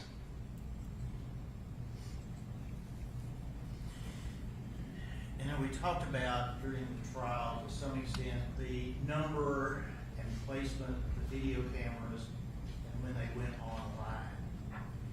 To some extent, the review of those hours of video. And who did those reviews? Yes, so once we identified Mr. Friedman as stealing the keys on his first arrest, we wanted to know what he had been up to throughout our building. We were extremely fortunate that the cameras went live back in August. We didn't know that when we started, but my instruction was I want every piece of film or video reviewed before we ever open the building for the safety of our staff. On the front end, we didn't know how many months that was going to be. When you do the math, we reviewed over 2 million hours and video footage to track Mr. Friedman's actions. And when you say we, was that the Davidson County Sheriff's Department? Everybody I could get that was at the agency. I myself would do some of that. We had many other people I would go through on the weekends in an empty facility. We had staff on every computer that would operate. And like I said, the total of that was over 2 million hours of video footage. In preparation for the sentencing today, were you provided with the sentencing memorandum filed by Mr. Friedman's attorneys? I was. And have you reviewed that? I have. And with respect to the statement set forth in that, or the allegations about a prior incident many years ago, are there any records to your knowledge to prove that one way or the other? There's no records in 1987. Our system, I think, went live in 2000. And now with respect to the timing of, again, the memorandum, are you aware of the timing of when some incidents took place with respect to the old CJC and the construction of the new facility? Yes, so Mr. Freeman and his attorneys filed with a court that he toured the old CJC in 2018. My understanding is he claimed that sparked PTSD, which caused him to eventually vandalize and sabotage our entire operation. The problem with Mr. Friedman's story is that the CJC had been torn down for 2 years. There was no building in place in 2018. You could not have toured it in 2018. It was completely on the ground by the end of 2016. And was it available for touring at any time prior to that? Up until 2016, you could have toured it, I think is a fair way to say it. You could not have toured the CJC in 17 or 18. It did not exist. And with respect to Mr. Freeman, are you aware of him being in the Criminal Justice Center, the old CJC, at any time on a tour? My understanding is he toured or asked to tour in 2016, somewhere in that time frame. And do you know what areas or what parts of the facility? Yes, the individual that toured Mr. Friedman, I talked with him this week myself. I was quite amused by the story of Mr. Friedman. So I wanted to understand from the person who he asked to tour. That individual lives in Michigan now, worked for us at the time. Says that they toured the gymnasium. Foundation. Who was the individual? Yeah, Mark Preville worked for us at the time. And Hang on, before I deal with the objection, I mean, y'all know more than I, obviously, but how were, that information is not in this letter. How were you able to determine who he contacted or that specific person? How were you able to tell that? I understood through his supervisor that's who toured Mr. Friedman. I asked the same question, who would have toured Mr. Friedman, when did it happen? And there's some record of that, or just people around since then that knew? Because of the claim of it being 2018, we were clear that that did not happen in 18 or 17, and so we went looking to figure out when could that have happened and when did it happen. The individual was identified as Mark Preville, who would have toured him, and so I reached out to him after I heard this story this week. And other people were getting tours or just? It's probably fair to say the inmates have been moved out. The building was coming to the ground. I think there's even press allowed. Mr. Friedman claimed to be in the press from time to time, so it's probably under that umbrella. Okay. All right, go ahead. I'll overlook I mean, we're here on the sentencing hearing. Mr. Freeman wants me to believe everything in the letter, which I have other questions about. I don't know if he's going to testify or not, but so there are issues about credibility. So go ahead. So Mr. Preville said that he remembers vividly escorting Mr. Friedman through the building. They went to the old gymnasium, wandered through the building. I think he may have even had a camera. I believe that was what Mr. Preville said. I specifically asked, did you ever see Mr. Friedman, or did Mr. Friedman ask to go to any certain locations? No. Did he go to a certain cell block? Did he ever have emotional breakdowns, which were listed in the report? Absolutely not. Doesn't have any memory that Mr. Friedman had any specific intention of going to a certain space, was just going through the building. Now, in reviewing the sentencing memorandum, did you also review the defense intentions of what mitigating factors might exist? Yes. Factor number one, the defendant's criminal conduct neither caused nor threatened serious bodily injury. Do you agree or disagree with that? Absolutely not. And why? You do not bring loaded weapons into an institution that does not allow armed staff without the intention of using it. And Mr. Friedman knew that. He'd been in prison, and he also worked in some field of advocacy. He was clearly aware that the violent potential and the dangers by his actions, and that's why for all purposes he put everyone who works there and lives there in imminent danger. Factor 10, defense proposes that the defendant's sentence should be mitigated because he assisted the authorities in locating or recovering any property or person involved in the crime. In your opinion, did that occur? Absolutely not. And why not? We discovered there were 2 keys missing. Amazingly, the 2 keys reappeared. He did not help us find the keys. We told him and anyone else that there were 2 keys that had been stolen. 2 keys were returned. We then ourselves searched the entire building, had help from all over this country, federal officials and others, searched over 400,000 square feet for over a month with devices and electronics that I had never seen or heard of. We found every item that was brought forth. We brought that to the district attorney's office, and obviously the law enforcement officials. Mr. Friedman has never contributed to our finding of anything in that building, and quite insulting. Okay, hang on. You have other questions?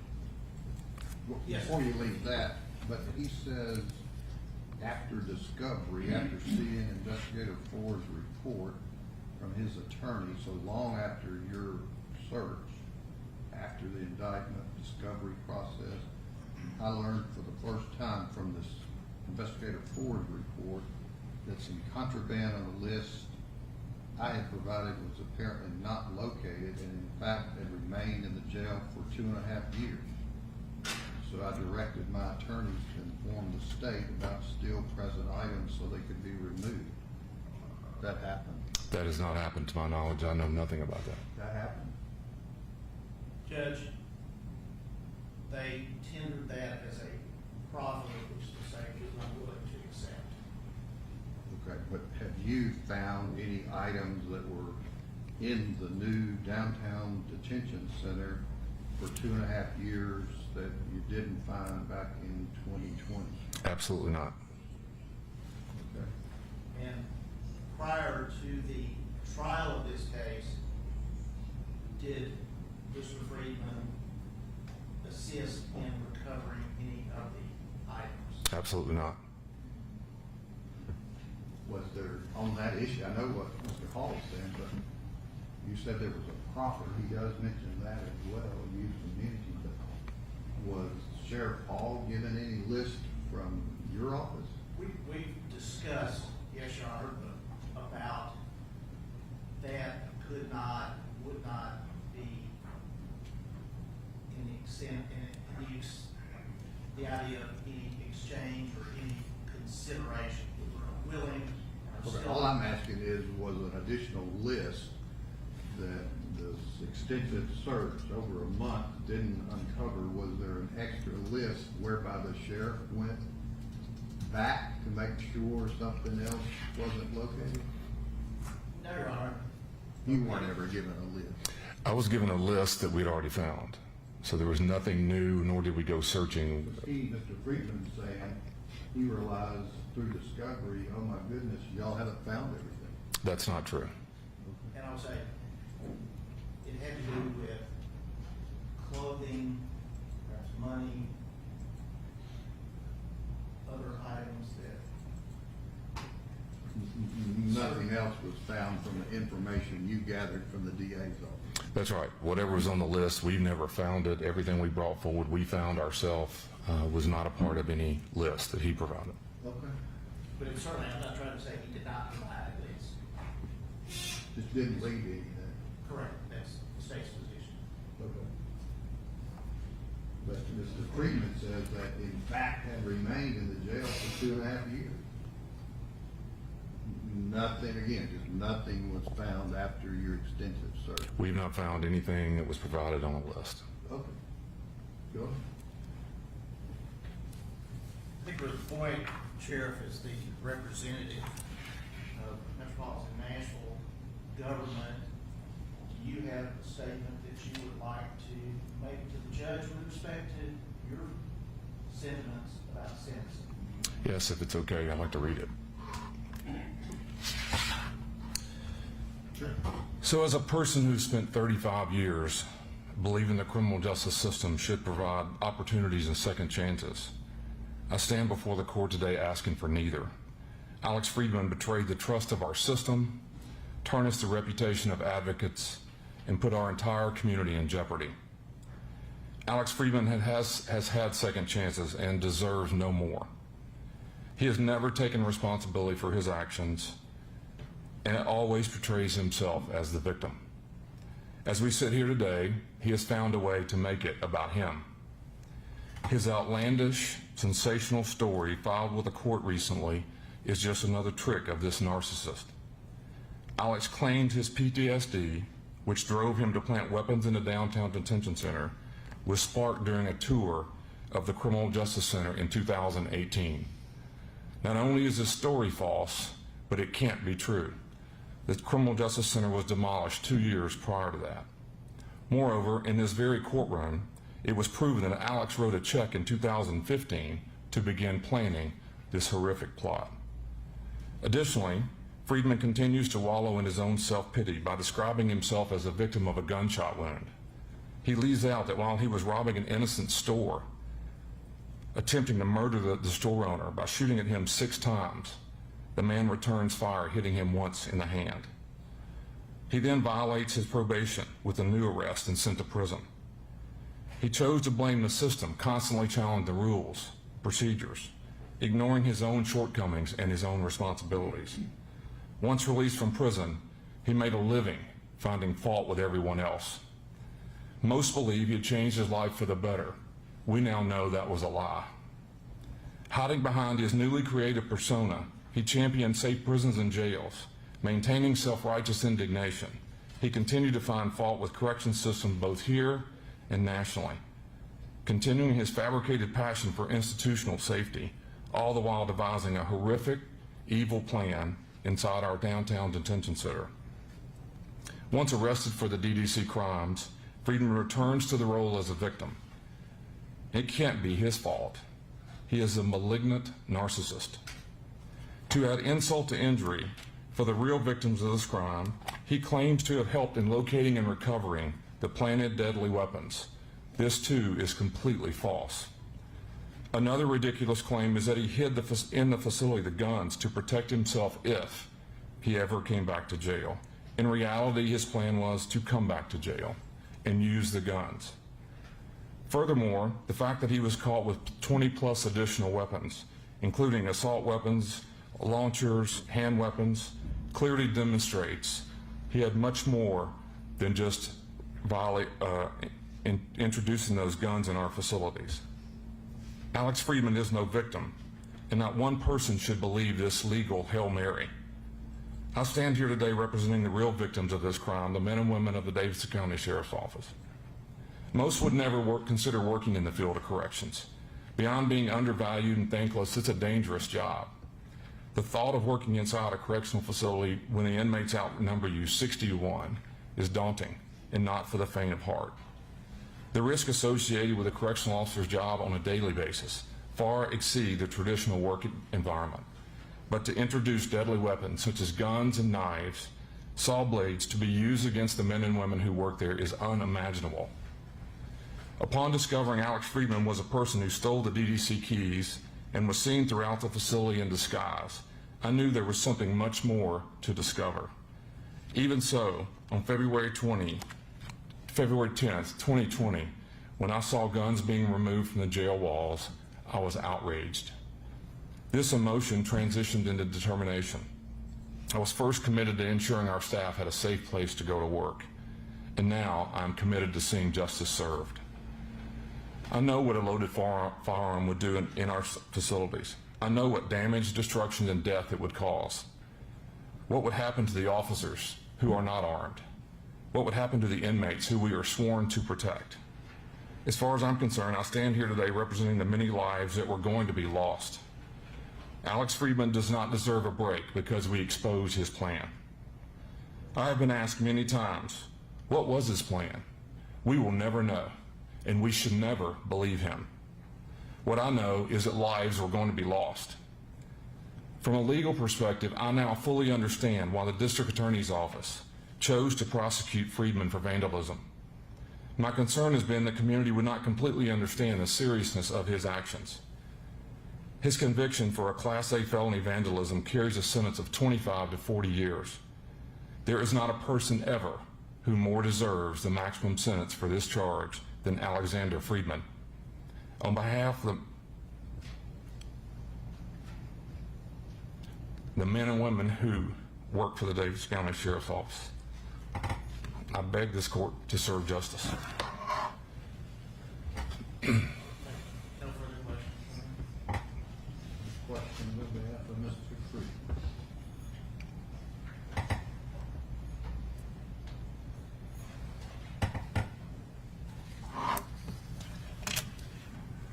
Sheriff Hall.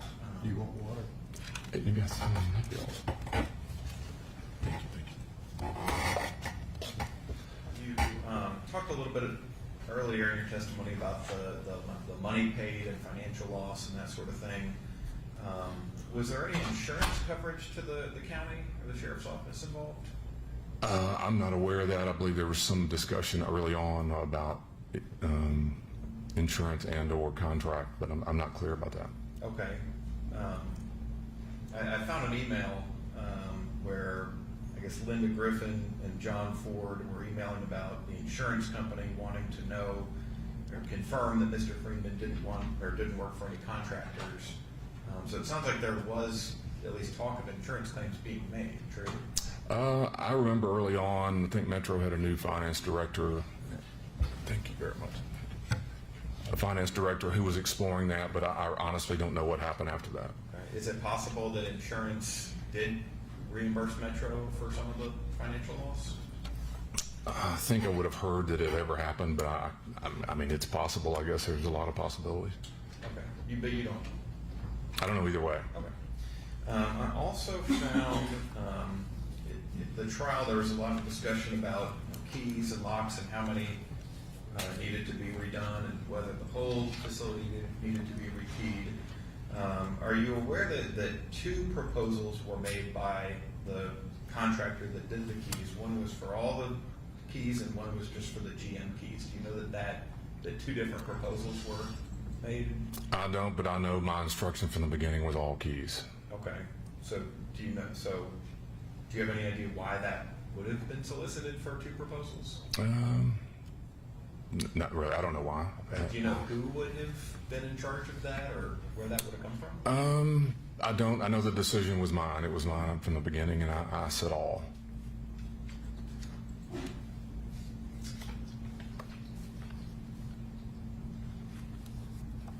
I understand that the FBI and other federal authorities were contacted to come in and sweep the jail with all the fancy equipment and everything, correct? Yes, sir. Apparently they were able to search through the walls and look through everything and make sure that nothing was missed. True? We hope so. Yeah. Okay. And did they find anything else? Sure. Okay, so there were things that your office, looking at the video, looking for things, identified, but there were other things that were not identified that the federal authorities were able to find from sweeping the walls, correct? Sure. How long did it take the federal authorities to do that sweep? I would say the month of March was, and again, I'm not saying every day and all of it. It feels like that was in March and April. We had COVID and the tornado also happening same way. I mean, was it a couple of days? They were just there for a couple of days, or there for weeks? Or? I would say variations of weeks, a couple of days during those weeks. So I'm not saying every day 24/7, but they were as much as we could get them here.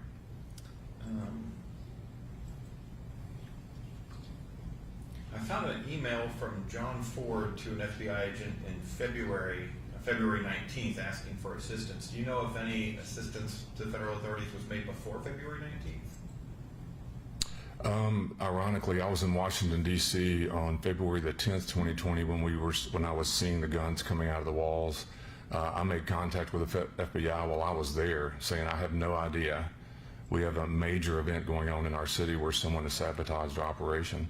I may need your help from all levels. And so I was talking to them February the 10th. I know that. And I'm sure Chief Ford was talking to anybody we could. This was an unusual situation.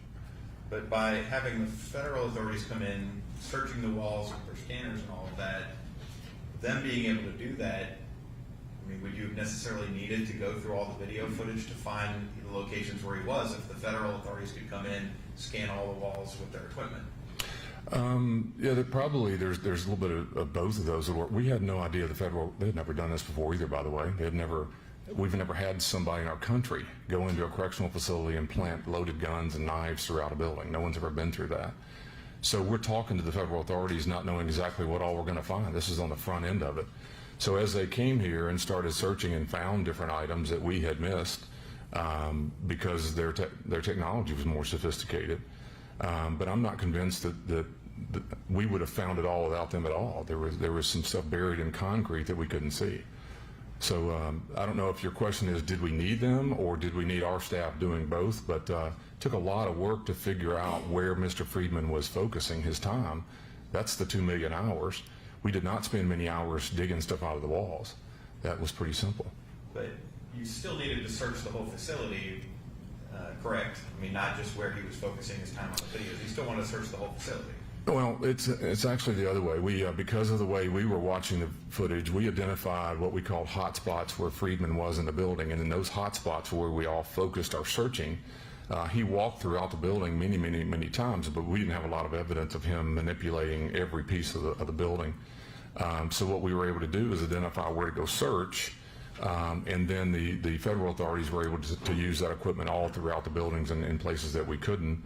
Or didn't see him. And keep in mind, the other interesting part of the story is that our cameras went on I believe it was August 19th.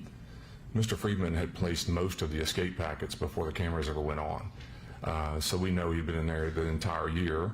We also know that had we not had the cameras on August 19th, we probably wouldn't have found the guns either.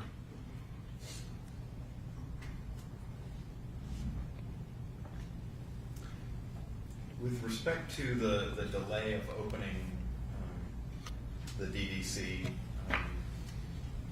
I understand that you had to pay Core Civic additional money to have them continue to operate the Harding Road facility, correct? Right. Would you agree that by not operating the DDC as a live jail yourself, that saves some funds for the sheriff's office of money that you would have had to pay if it was an operation that you didn't because. That's probably fair, but it's not realistic. The reality is we'd hired the people to open the DEC. We're paying them anyway with no job to do. So had we known we weren't going to open the building and you just didn't hire people to get ready, you would have said just wait to hire those folks. But what we did was hire them to run the building without being able to operate the building. So you're having to pay both costs.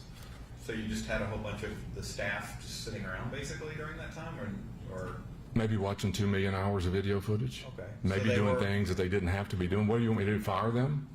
Well, I guess I'm just can't as well. asking with you if that, if there was an offset basically by not having to operate the jail, there were funds that you would have spent that would offset the money that you did spend. I think that's fair if we had not hired people. We were 14 days away from opening. We were ready to go. We had contracts and food orders and things ready to go. So I agree with your premise. If we didn't have any of that ready to go, we would just say delay holding, delayed opening. But you can't do that. We've done both. They've been saving on electricity.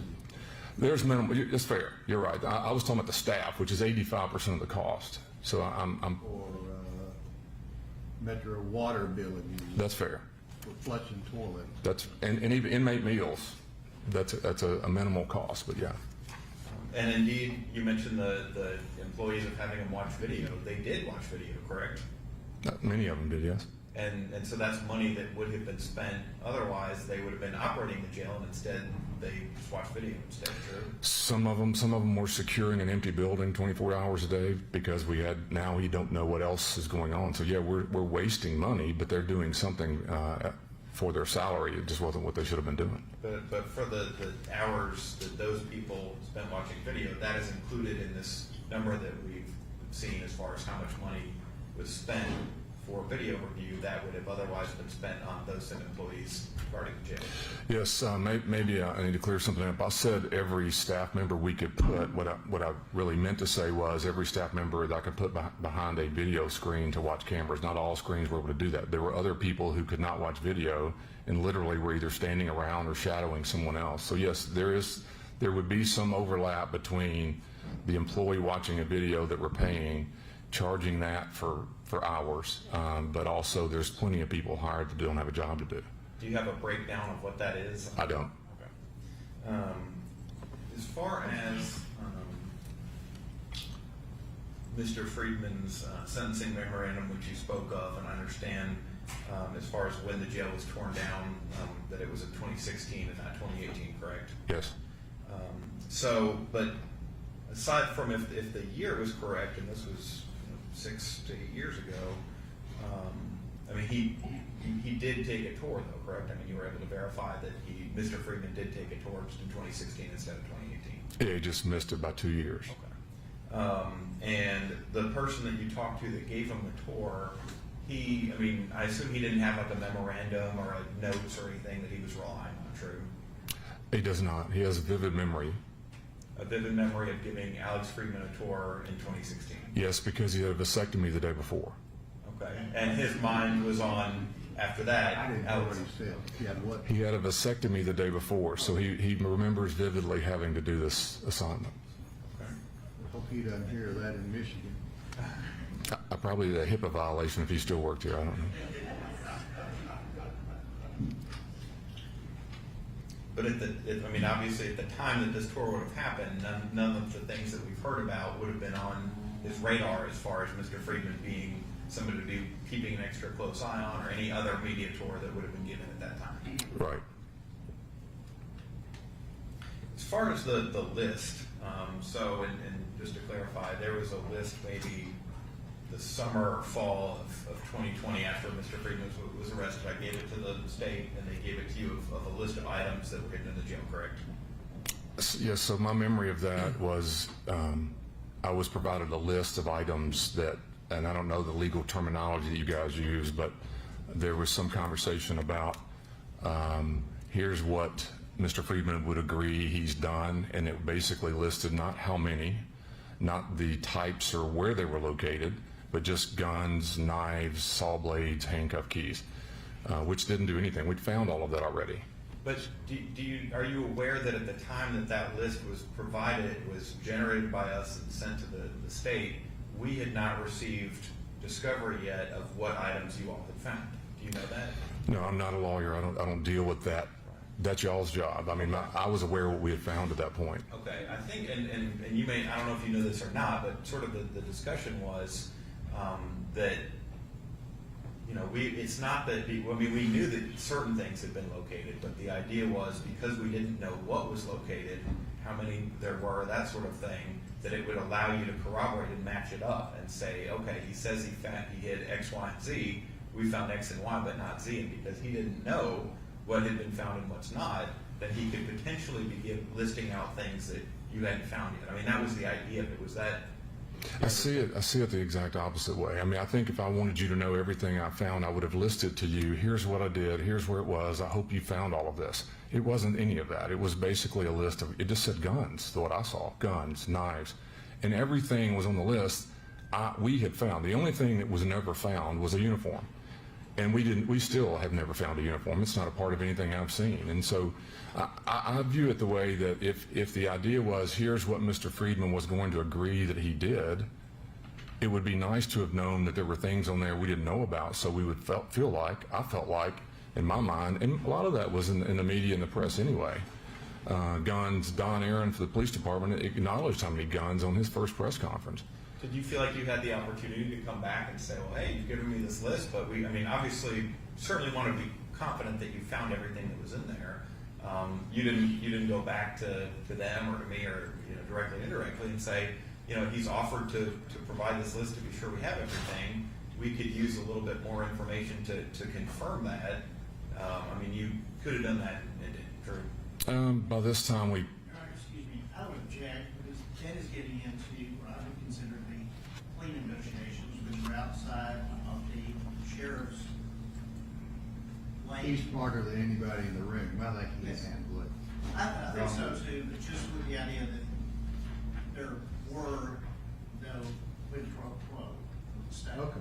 And then, go ahead and answer the question and then And from my memory, and again, this was during a lot of this time, everything that we had found had been found to that point, and so maybe this is just my feelings. If I had received something that identified items we hadn't found, and someone was acknowledging there was other stuff, then at least from where I sit, I would have been more interested and believed that the individual was helping us do it. Beyond that, I believe by the time we'd opened the building by now. So, and I said publicly, and I said many times, we never would have done that had we not been comfortable after the federal search, after our staff searching. So, even to this day, I never saw a list or wouldn't have believed the list, I don't think, unless it had additional items involved that we hadn't located. And to now feel like he's claiming he helped us do that is wrong. But I mean, but if he didn't know the full list of what you had found, I mean, I agree for your standpoint, had you found something else, that would have been certainly helpful and would have corroborated. But if he doesn't know exactly what you found and what you haven't, then I mean, it's not like he could have been holding something back or saying, they've already found it, I'll just put it on the list, if he doesn't know what was already found.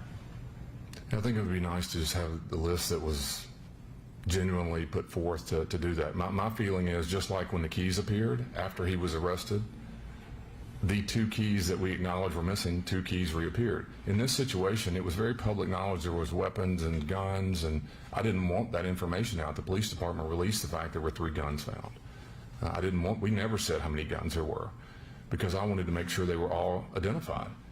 But I guess, I mean, there could have been a 4th gun that you didn't know about, and if he puts in, because he doesn't know I mean, there could have been more found after that we wouldn't have known about yet. And by not saying that, without knowing if you found it or not, I mean, okay. I think we've. Yeah. You mentioned a uniform. I think did you go on Nick Barris's TV show a week or so ago and talk about this case? So let me clear this up. I go on there every month. I don't go in there to talk about you guys or Mr. Friedman. I do it monthly. I have for 20 years. I'm not asking to do that. On that show, he probably asked, and I forget exactly what the terminology was, but in all of this coming to trial, the uniform was on a list of things originally that was supposedly put in the facility. We never found that. Did you tell Nick Barris that you found a uniform? I don't think so. Okay. I've never seen the uniform. We've never found it as far as I know. And just as far as going on the show, I mean, you talked about this case for about 15 minutes on I mean, it was almost all of the program. It's taken the majority of my life for the last several years. But on the You radio need to show- understand that. I This do. is not, 15 minutes is nowhere near. You'll move on to the next case. I live in this world. We spent 7 years to build a building our inmates and our staff could work in and be safe. So it's an impassioned thing to put employees to work in a building believing it is safe. And so I spoke of it because it's what's going on in my world, and probably just like now, these stories keep coming up, the rape allegation, the tours, and so it's not just us going on News Channel 5. It's pretty candid the way the other stories are coming out. I have an answer for that half the week. Just a moment.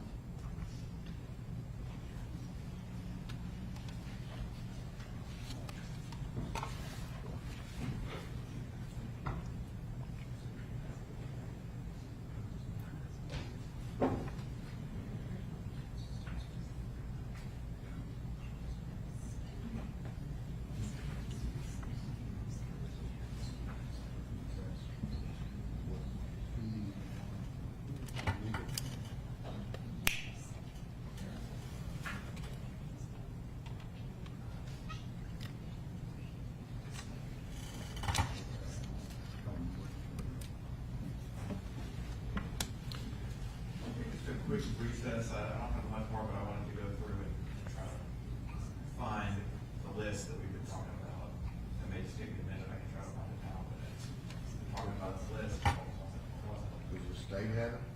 I'll look. You need to read? Excuse me, I only brought one box over, so don't want to miss one.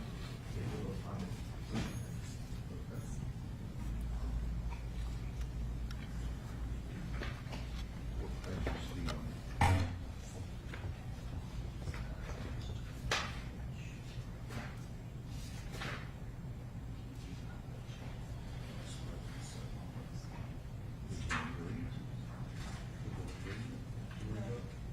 Hold him back there, Kobe.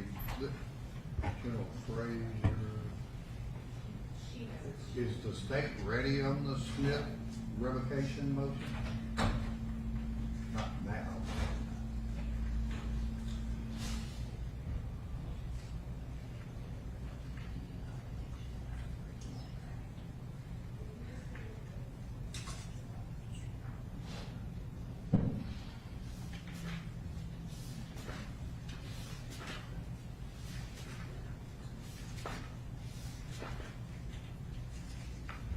Or is the state, well, they're trying to find something here on the Friedman case, but is the state ready to go forward on Stephon Smith's motion to revoke? On Smith, there seems to be a little bit of issue with the subpoena. So victim of poverty, she did not receive a subpoena, but the general sessions cases are set now on 11/9. So the state's asking that we pass this to 11/9 and the victim be present on that date. With the general sessions cases are dismissed. Okay.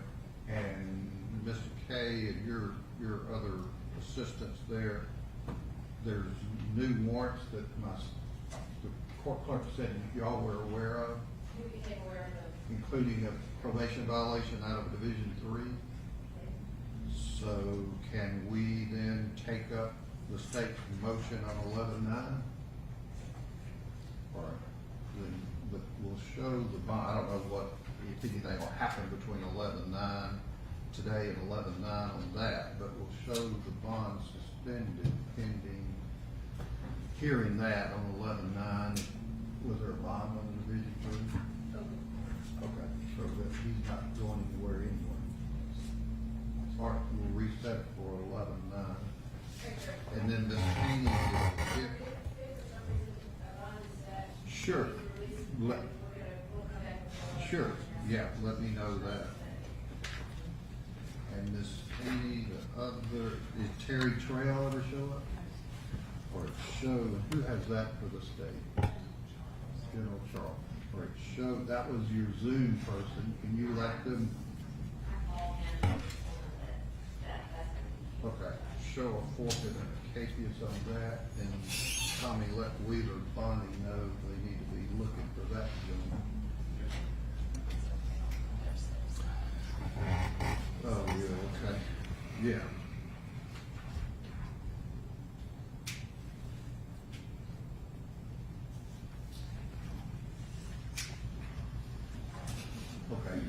did you find what you were looking for?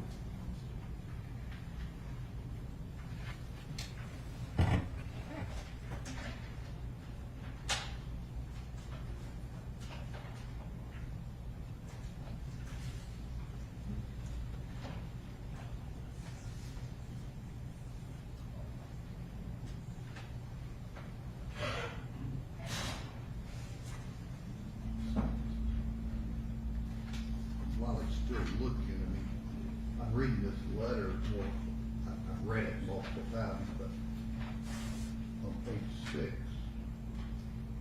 we were talking about the list, there was an earlier, after Mr. Friedman's second arrest, he mentioned something about providing a list. But then he says it wasn't until trial he realized that there's stuff, contraband still in there. So, have you been provided, Sheriff Paul, anything since July 18th to, like, hey, go look, there's some more stuff over there? No, sir.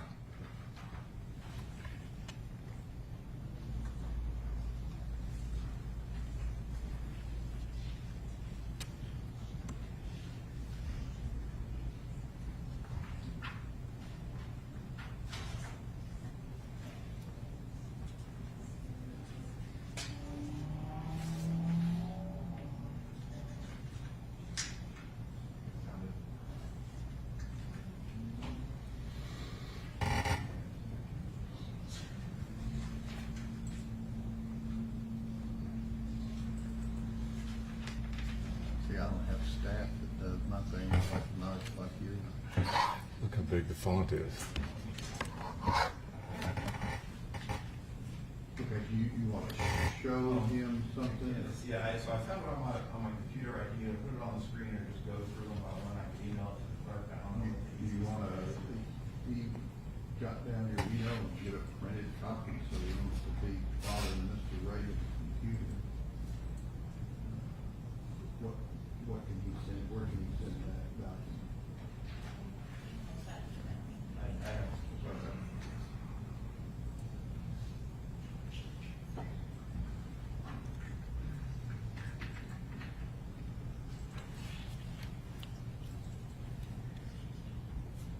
Doing another safe surrender. I don't know what the date is on that.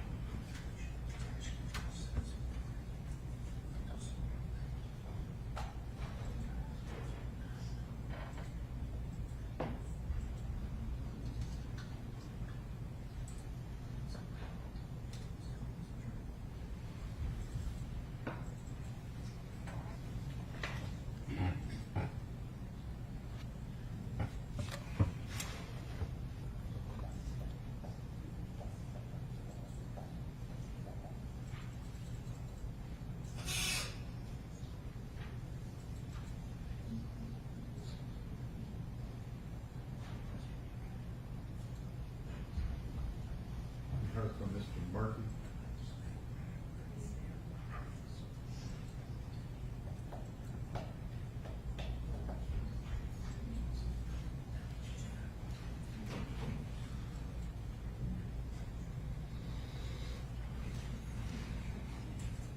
You able to This is the process of pulling out right now.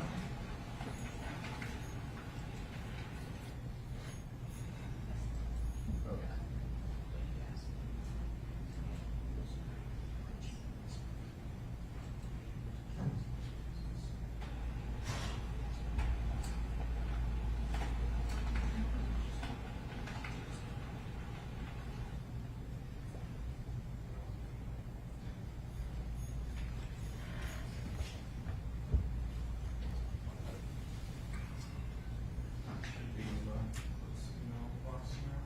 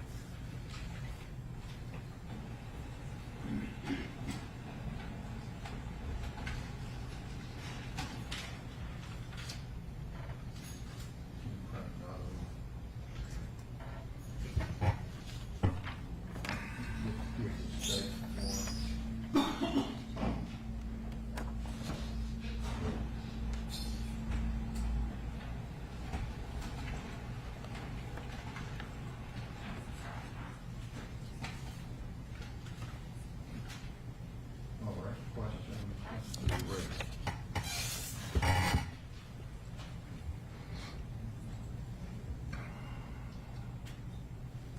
Do you have a list in front of you? Yes, I do. And do you remember receiving that list in 2020? I do not remember this exact one, but this looks familiar. I think I don't remember the numbers beside it, but the items I remember. So you remember getting a copy just like this, but without the number of items? Yeah. So everything the same, but somebody had taken the number of items? I can't swear to that. I don't remember the top paragraph on the letter I saw either, but I'm just, or the information I was shown. Okay, but if there were the number of items and locations, I mean, that would be of some value to know, for example, pry bar tool, one location, that would indicate somewhere in the jail there was a pry bar tool, correct? Right. And so if you found one and only one pry bar tool, then that would be helpful to know, at least based on this list. And well, let me ask a different. So the right angle torque wrench, 3 locations. Do you see that? Yes. And so if you knew that you had found 3 of those items, that would be one thing. But if you had only found 2, then that might suggest there was one more you need to dig a little deeper, correct? That's right. Okay. If we could make that an exhibit, please. Okay. Or just let him keep it in case. Okay.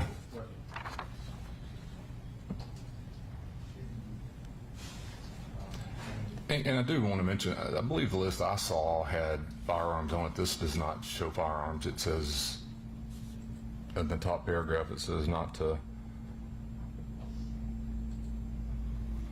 Okay, and it says not including the firearms because all were recovered according to the number announced by Sheriff Hall, correct? Well, that was our number, not Freedman's. Okay, right, but I guess the point is that at least for that, he's indicating that there's no additional ones. In this, the way that that's Okay. conveyed, that there's no additional ones. Okay.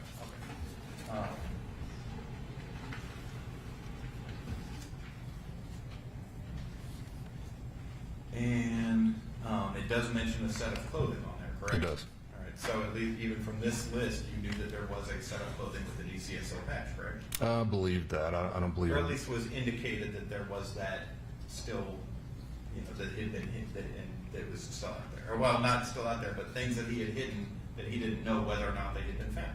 Right. And I understand that you had not ever found, even as of today, never found a set of clothing with that patch on it. Yeah, so my thinking on that was, we're making decisions about opening the building, and do we feel safe? And obviously, a uniform is not something we would love to have hanging around or out in our facilities, but we did other searches and sweeps to open the building that I was hopeful or believed we would run across that if it was easy enough to find. We searched many places. But I didn't feel like that was of major concern to not open the building until we found it, if it even exists. We weren't sure if we believed it or not. Okay.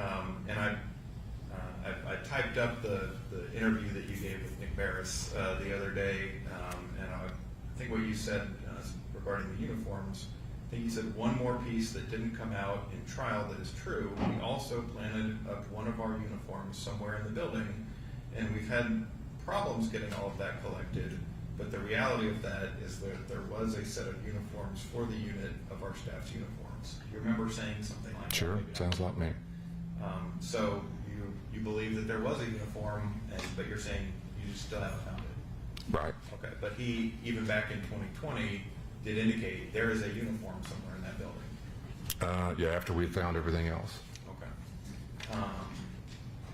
And you'd agree that that would be, I mean, potentially a security risk for there to be a DCSO uniform out there that would be helpful for you to know if you find it? Yes, as I said a minute ago, we made that decision calculated after we had found all the other weapons that if we couldn't find the weapon, that wasn't reason enough to prevent opening a $200 million building.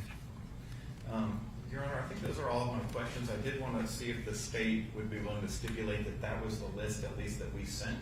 I don't know if anything else happened to the list, but as far as what was sent. Sent to them in Sent to 2020. from this document at least was sent from me on behalf of my client to the district attorney's office, and whether that was somehow redacted by somebody, I mean, I don't know, but at least the question is, what did my client do?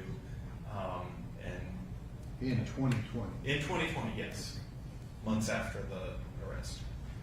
Is that accurate? Judge, if counsel says he sent it to our office, that's good enough for us, quicker. For whatever way it is. Whichever way it carried. And I'm sure I can find out the email, find the email, but And it probably went to General Meade. it may well have. Okay. But, All right. Now, Oh, This is one very, hopefully quick follow-up. okay.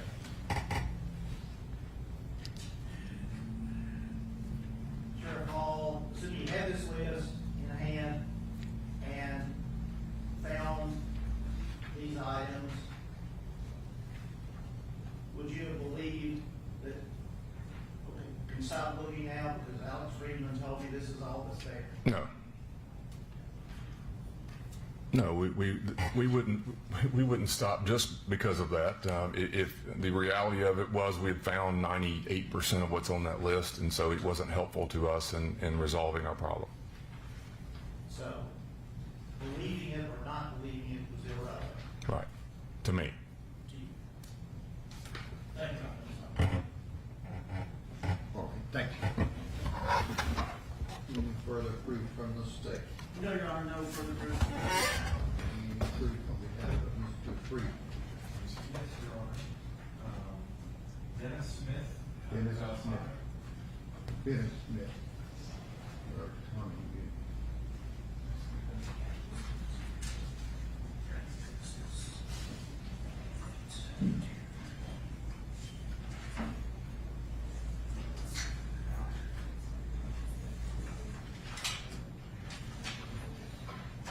And how many witnesses do you have?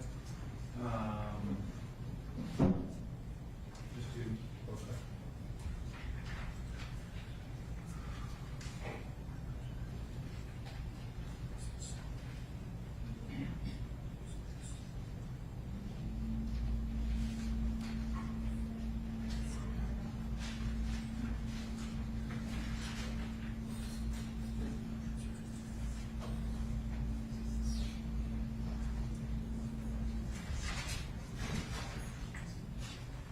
Step right over here with this gentleman. yes, sir.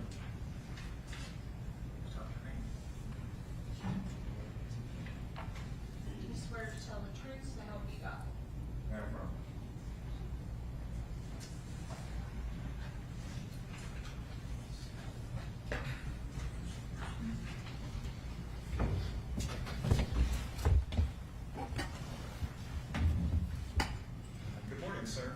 Morning, sir. Could you please state your name? Sir, my name is Dennis Davis. I'm the unit manager of Riverbend Maximum Security Institution. Your last name is Davis. Yes, sir, Davis. And are you acquainted with Mr. Alexander Friedman? Roger, sir. I've been a supervisor for approximately 1 year. And when you say a supervisor, what is the relationship between you and Mr. Friedman at the Riverbend prison? Sir, I run a close unit of 96 men, and I run a death row unit of 96 men. He is currently assigned to me in a close unit, sir. And so when you say assigned to you, what are the interactions that you would have, just generally speaking, as far as your role at Riverbend with him as an inmate? Just generally, what does that mean? What do you do with an inmate like him? Ensure that he has a good place a clean place to live, ensure that his food is proper, make sure that medical is there, and pretty much everything that happens to the inmate, sir. And do you interact with him on a regular basis? Daily, sir. As far as you being here today to testify, were you subpoenaed or did you just come voluntarily? Sir, I was subpoenaed, sir. By me? Roger, sir.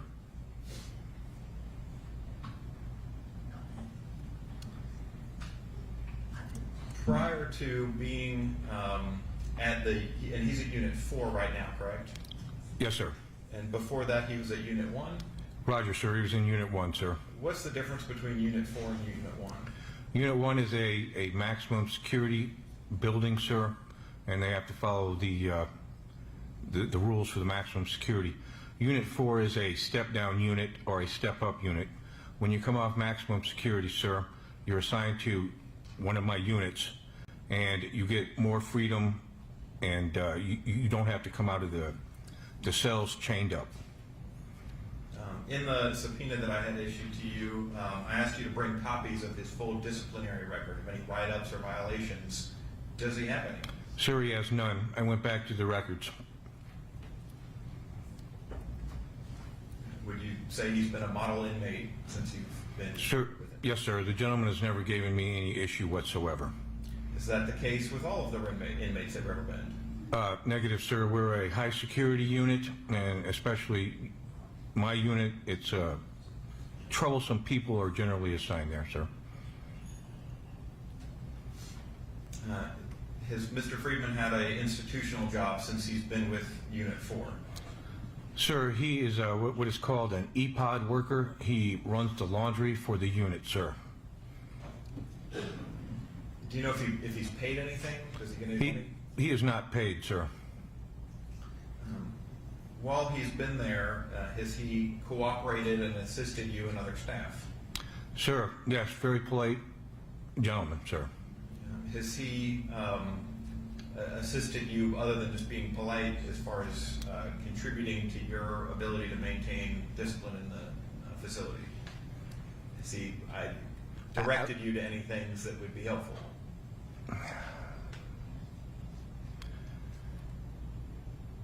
I'm not quite sure what you're saying, sir. You're asking, like, you want him to testify about whether he ratted out people, or? Well, I guess has he done anything to contribute to the functioning of the prison, to giving you information that's helpful about things that are in the prison? Roger, sir.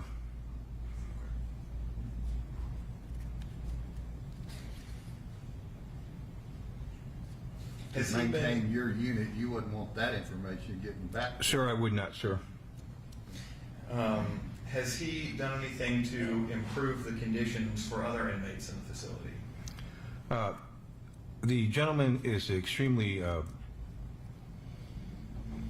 he's good at filing paperwork, sir, to ensure that everybody gets exactly everything they're supposed to have, sir. And so he making sure that rules are being followed to make sure that inmates other than himself are being treated fairly. True? Yes, sir.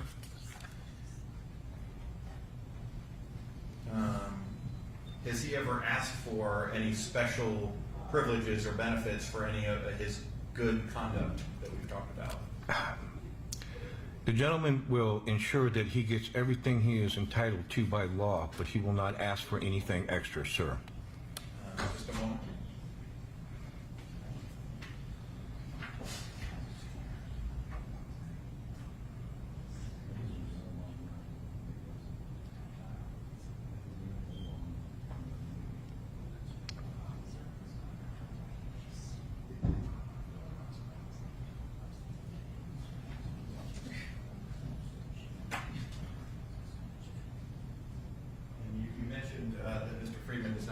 disciplinary violations or anything. How long has he been at Riverbend? Sir, I would guess approximately 2 years. He's been with me for approximately 1 year, sir. If I told you you'd been there since about February of 2020, does that sound about right? Yes, sir. He was, like as said before, he was assigned to another unit, so I wouldn't have any way to track that time, sir. Do many inmates pick up disciplinary violations, especially in the units that you supervise? It is an issue, sir, yes. But he is not one of those. Negatives. There are, but he's not one of those. Negative, sir, he is not. Those are my questions. Questions from the state? No. Thank you, sir. You can be excused. Thank you, sir.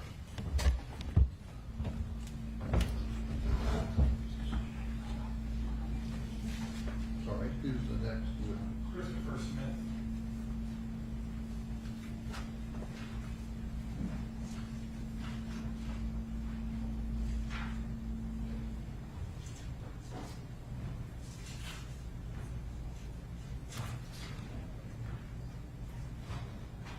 Do you swear to tell the truth, so help you God?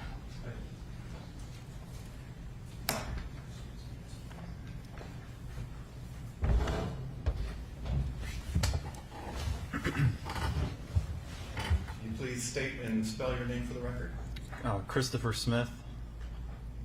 I guess we don't, that's probably the one name we don't need to spell for the court reporter. Yes. What's your connection to Alexander Friedman? I'm an attorney, and I represented Mr. Friedman in his civil lawsuit against the state of Tennessee arising out of the conditions of his confinement at Riverbend Maximum Security Institution. How long have you been an attorney? 6 years, I think. 6, 7 years. And is inmate civil rights litigation part of your practice? I know you do other things. I do a lot of constitutional civil rights practice, but inmate civil rights, especially conditions cases that are not, some sort of bodily injury or something like that, it's a very unusual case for me to pursue. And what was the general basis of the case that you represented Mr. Friedman for? Mr. Friedman was a pretrial detainee, which meant that he had not been convicted of any crime and was presumed innocent. And therefore, under this case law of the United States Supreme Court, could not be subjected to conditions of confinement amounting to punishment. Mr. Friedman was placed in something called an Iron Man cell the day that he arrived at Riverbend, which is an extremely unusual cell, and I can get into that if you'd like me to.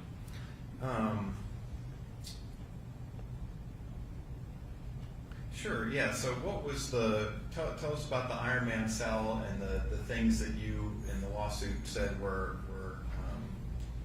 amounted to punishment unconstitutionally. Well, in the first place, the Iron Man cell is in Unit 1, which is a maximum security unit where the visitation is different from general population or medium security. The commissary is different. The visitation, for example, it's like a plexiglass screen like this. There's no touching. You can't hug your loved ones or anything like that. But even within that, and let me back up, it's also solitary confinement, 22 to 23 hours a day in a cell by yourself. That's Unit 1 generally, but within Unit 1 you have this Iron Man cell, which is 4 steel-plated walls. They're painted dark. The lighting is poor. The window is half the size of regular cells. There's no stool. There's no table. There's no electrical outlet. There's no mirror. So it's the harshest cell assignment in the entire prison system, and it is historically reserved for punishing inmates. So it's effectively a punitive housing assignment, almost just by design. How common is it in the course of the litigation, did you learn about how frequently this cell was used, who would be in there, and how long people would be put in there? Yes, we were able to obtain records that showed basically no pretrial detainee had ever been in there, and that the only inmate who had ever been in there longer than Mr. Friedman was a man named Curtis Ray Watson, who escaped from a TDOC facility, raped and murdered a TDOC staff member, and was subsequently caught. And at the end of all that, that's the cell they put him in. He's been convicted of that? I'm not sure what the posture of it was at that time, but when they subsequently caught him, that's the cell that they put him in. And I think that individual, he was already in prison, and when he committed that offense was from Right. escape and crime. It was an escape, yes. I don't know if I specified that. And what is part of the lawsuit? Did you? And how long was Mr. Friedman in that Iron Man cell? He was in there 644 days, a little over 21 months. Were there any physical effects that were documented about Mr. Friedman that were alleged in your lawsuit? Yes, as part of the lawsuit, we obtained obviously his full inmate file, his medical records. During his incarceration in the Iron Man cell, he lost roughly 45 pounds. He suffered from increased depression. His depression medication was increased. He obviously had some other effects like back pain from sleeping on a steel bunk. There were psychological effects. Obviously, for that prolonged kind of time period, his medical records mention for 3 months straight somebody was screaming 8 to 10 hours a night, nearby. Things like this obviously accumulated to a significant impact. Did he have any problems with his vision? Yes, his vision also deteriorated. The poor lighting, the dark environment just had an impact as well. And so I understand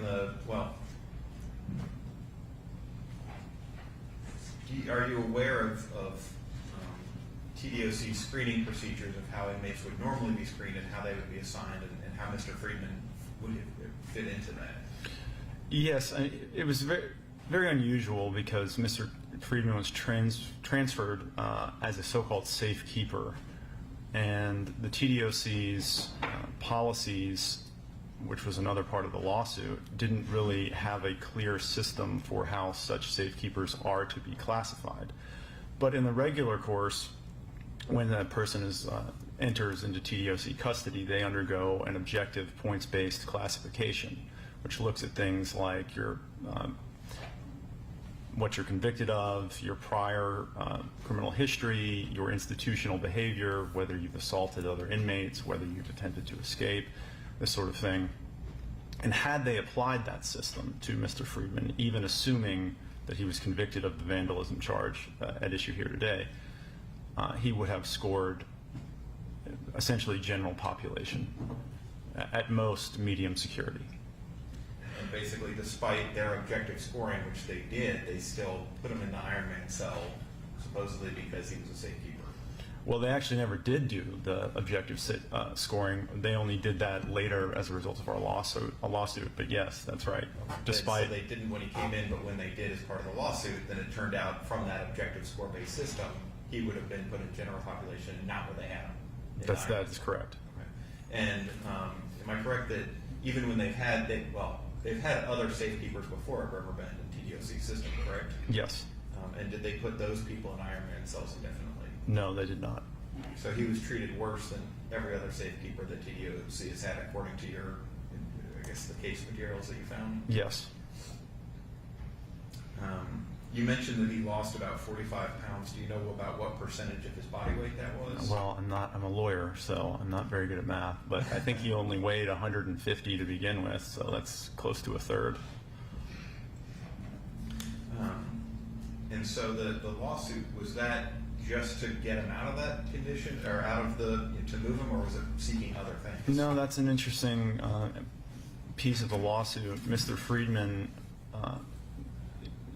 made what's called a facial challenge, a facial attack to the TDOC policies on safekeepers, which, as I was explaining, they did not apply an objective system.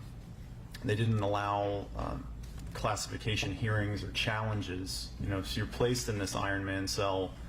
How do you challenge that? And So we attacked that and said it's not constitutional to have pretrial detainees confined to these conditions with no way of challenging them.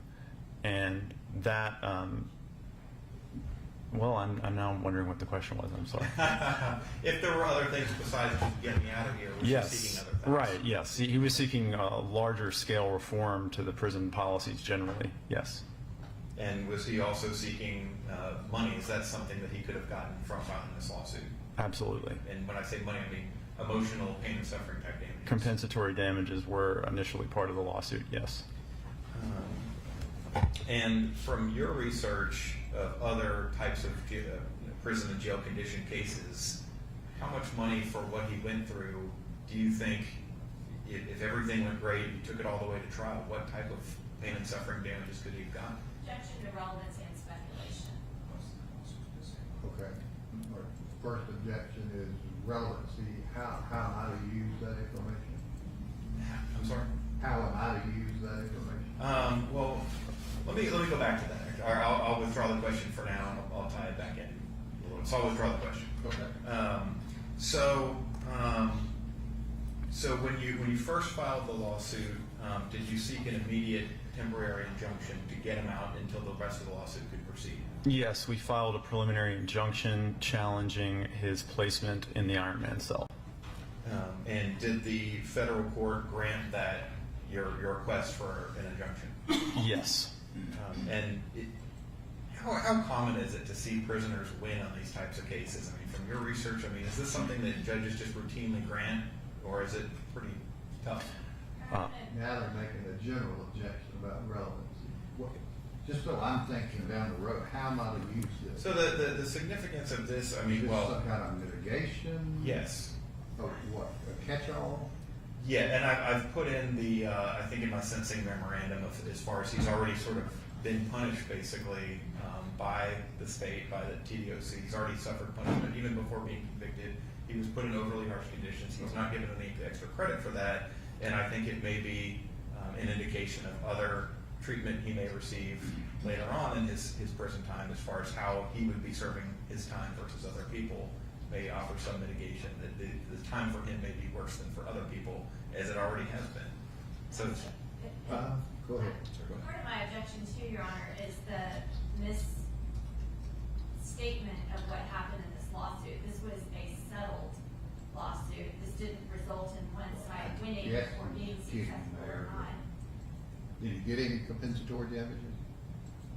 He forewent for compensatory damages to achieve policy changes. As a part of a negotiated settlement. Well, we can get there. I was going to ask about that. Go ahead. Okay.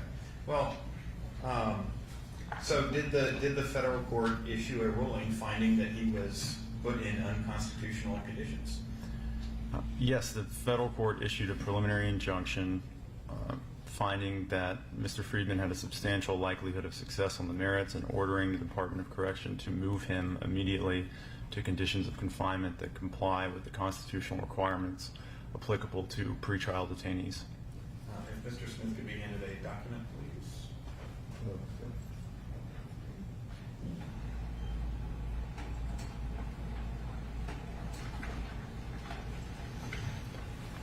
Thank you.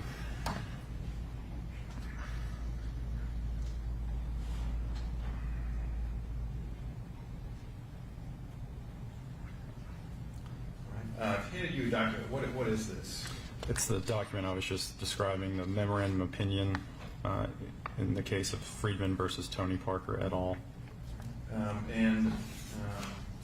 Starting on page 6, does the judge review the reasons why he found a likelihood of success on the merits that his conditions were unconstitutional?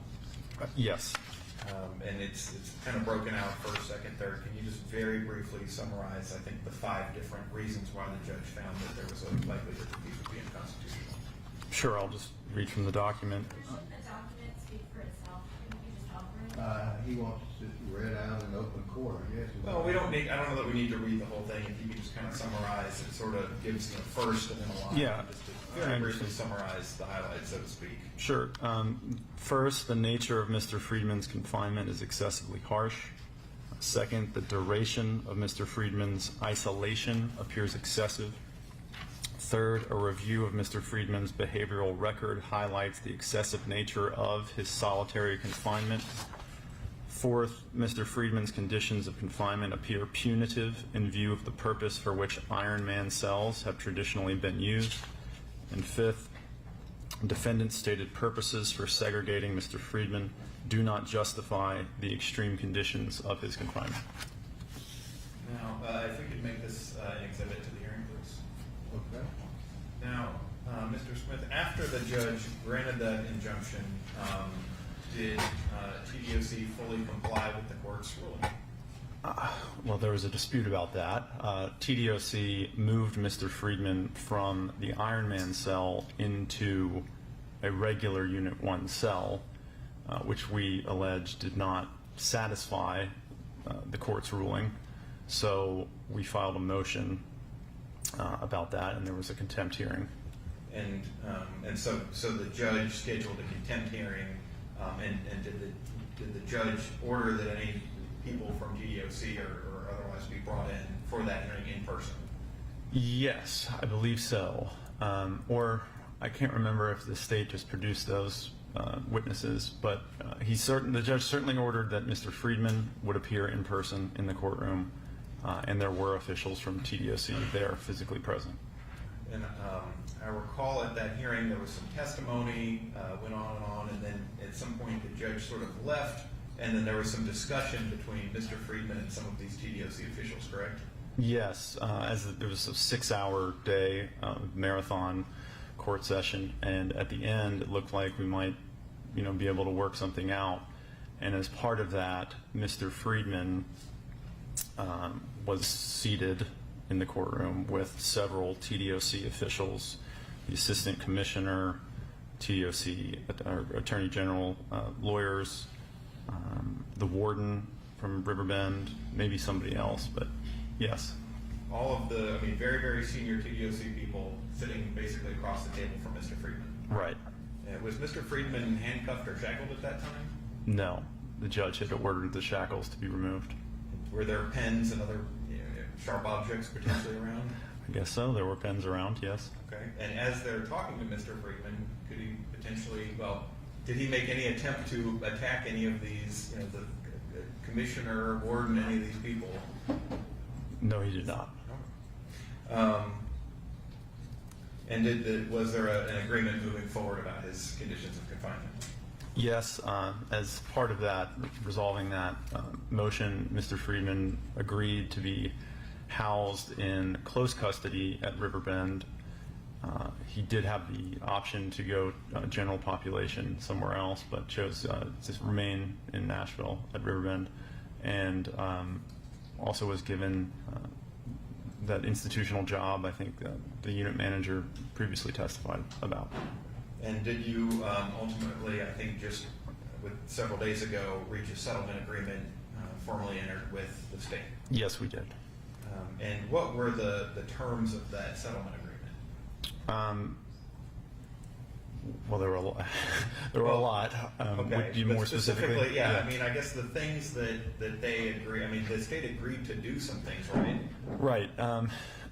A key objective for Mr. Friedman was, as I mentioned, that facial attack on the policies and reforming the use of the Iron Man cells and the classification system being applied to pretrial detainee safekeepers.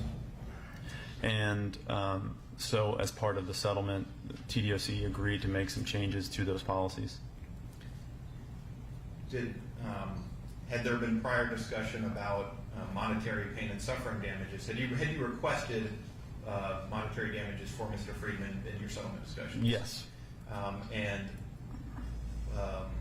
What types of monetary damages could, take a step back, did Mr. Friedman agree to a settlement that involved TDOC making policy changes, but yet the settlement agreement did not give him a penny for emotional pain and suffering? That's right. He was more interested in achieving those policy changes, and as a result was willing to forego any sort of compensatory damages.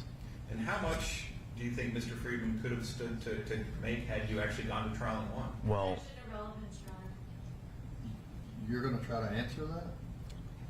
I can answer what my legal research revealed. That's yeah. All right, I'll sustain the objection. Your Honor, So nobody got paid anything?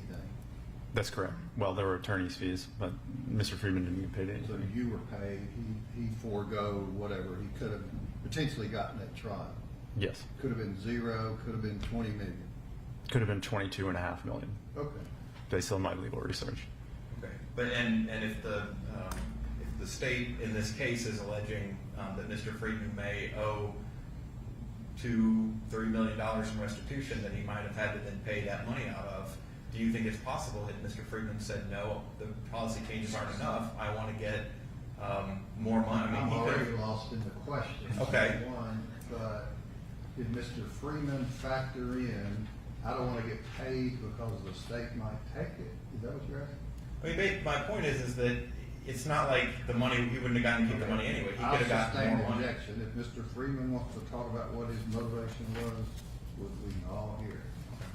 But I think you testified that your research showed that even $22 million he could have made on a great day at trial for this case. A theoretical home run, yeah, those verdicts are out there. He made the wrong decision. Just a moment. And I'm not trying to be funny.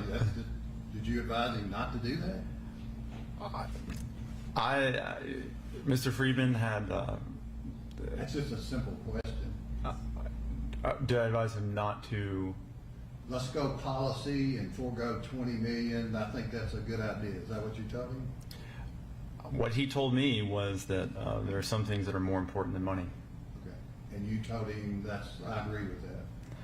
Well, I mean, I had to accomplish what his objectives were. So, I mean, if I wanted to pursue a compensatory, But you would give him advice, hey, we might get 20 million. I certainly advised him that I thought his case could be potentially worth millions of dollars. That was advice that I gave, yes. So it was the client, it was his final decision. You could only advise him that that's going to happen, so he made the final decision. That's correct. And And my advice fully was that I thought that we should get experts, and if we do, we could prove this up, and you could potentially get millions of dollars. That was part of the advice. But had you done that, gone to trial and lost, then they also might not have done any of the policy changes either. That's correct. You think he made the right decision? I think he made the decision he wanted to make. So that's a non-answer. Well, I mean, Nothing funny around here. I think he made the right decision for him. Yes. I mean, around here, I don't know about your venue and lawsuits, but around here, the lawyers say, yeah, I'd take it, or no, I wouldn't. So you didn't go that route. I'm not sure I understand the question. Did you advise him whether you thought, based on your training and experience in these type lawsuits, that was a good decision? Yes, I advised him that I should also mention there was a mediation, and there was an objective mediator who, yes, you could potentially get $22 million, but there's no guarantee of that, and it's very risky. So. Okay. Any other questions? Not from me. Any questions from the state? If you had gone to trial and lost, you wouldn't have gotten your attorney's fees, then would you have? That's not correct, because we would have still gotten attorney fees for being a prevailing party on the preliminary injunction motion. But not to the extent that you did. It would have been a lower amount, sure. Those are my questions, Your Honor. Any other questions? Yeah, Your Honor. Thank you, sir. Thank you.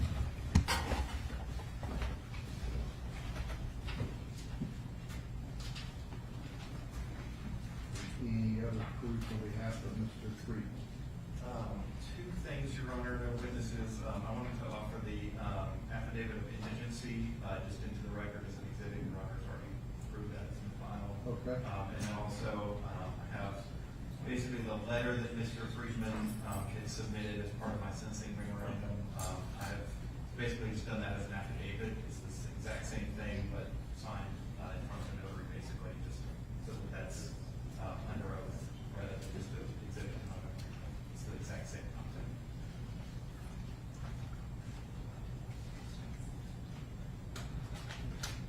And it's the exact exact same language? It's verbatim, it's just that the other one's just signed. So you want to submit under oath his statement, no other persons collaborated with me or provided any type of support? Yes, sir. Judge, we would object to that because of the state. Well, I think you want to charge him with perjury. Is that true? Is that statement I just read true? Based on the proof at the trial? No, I'm jumping ahead here. I'm not sure what you're referring to. What, there are other people on video? Well, I think he meant as far as the plan, that sort of thing. I think the proof was that he didn't. No other person or organizations were aware of my actions, collaborated with me, or provided any type of support. I think he meant in a larger scale. I mean, I can address that if you'd like, what the proof was and what I can have on that. Well, forget it all. You want to mark this as an exhibit? Just a moment.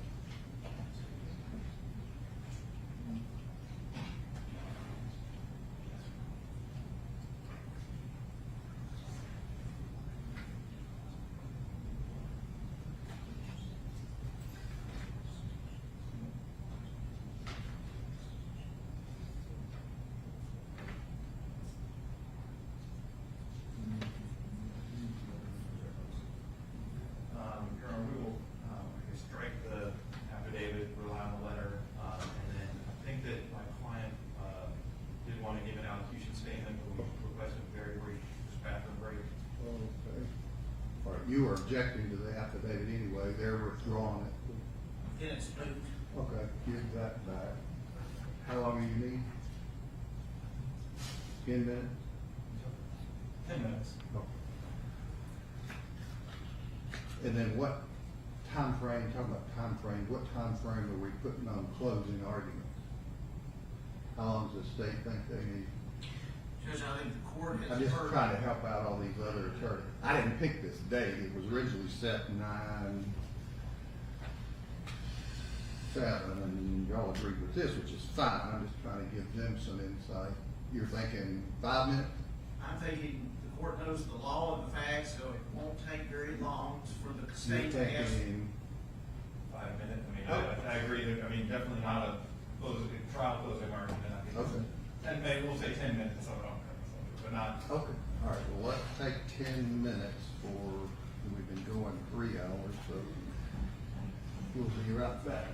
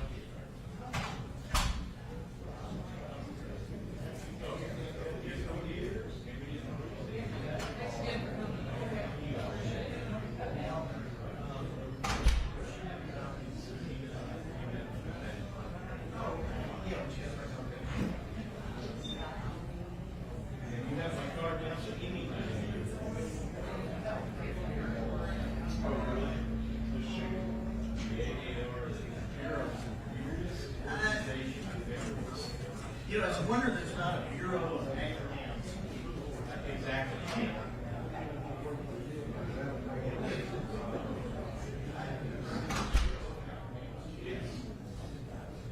Actually, there probably is. The OB probably has an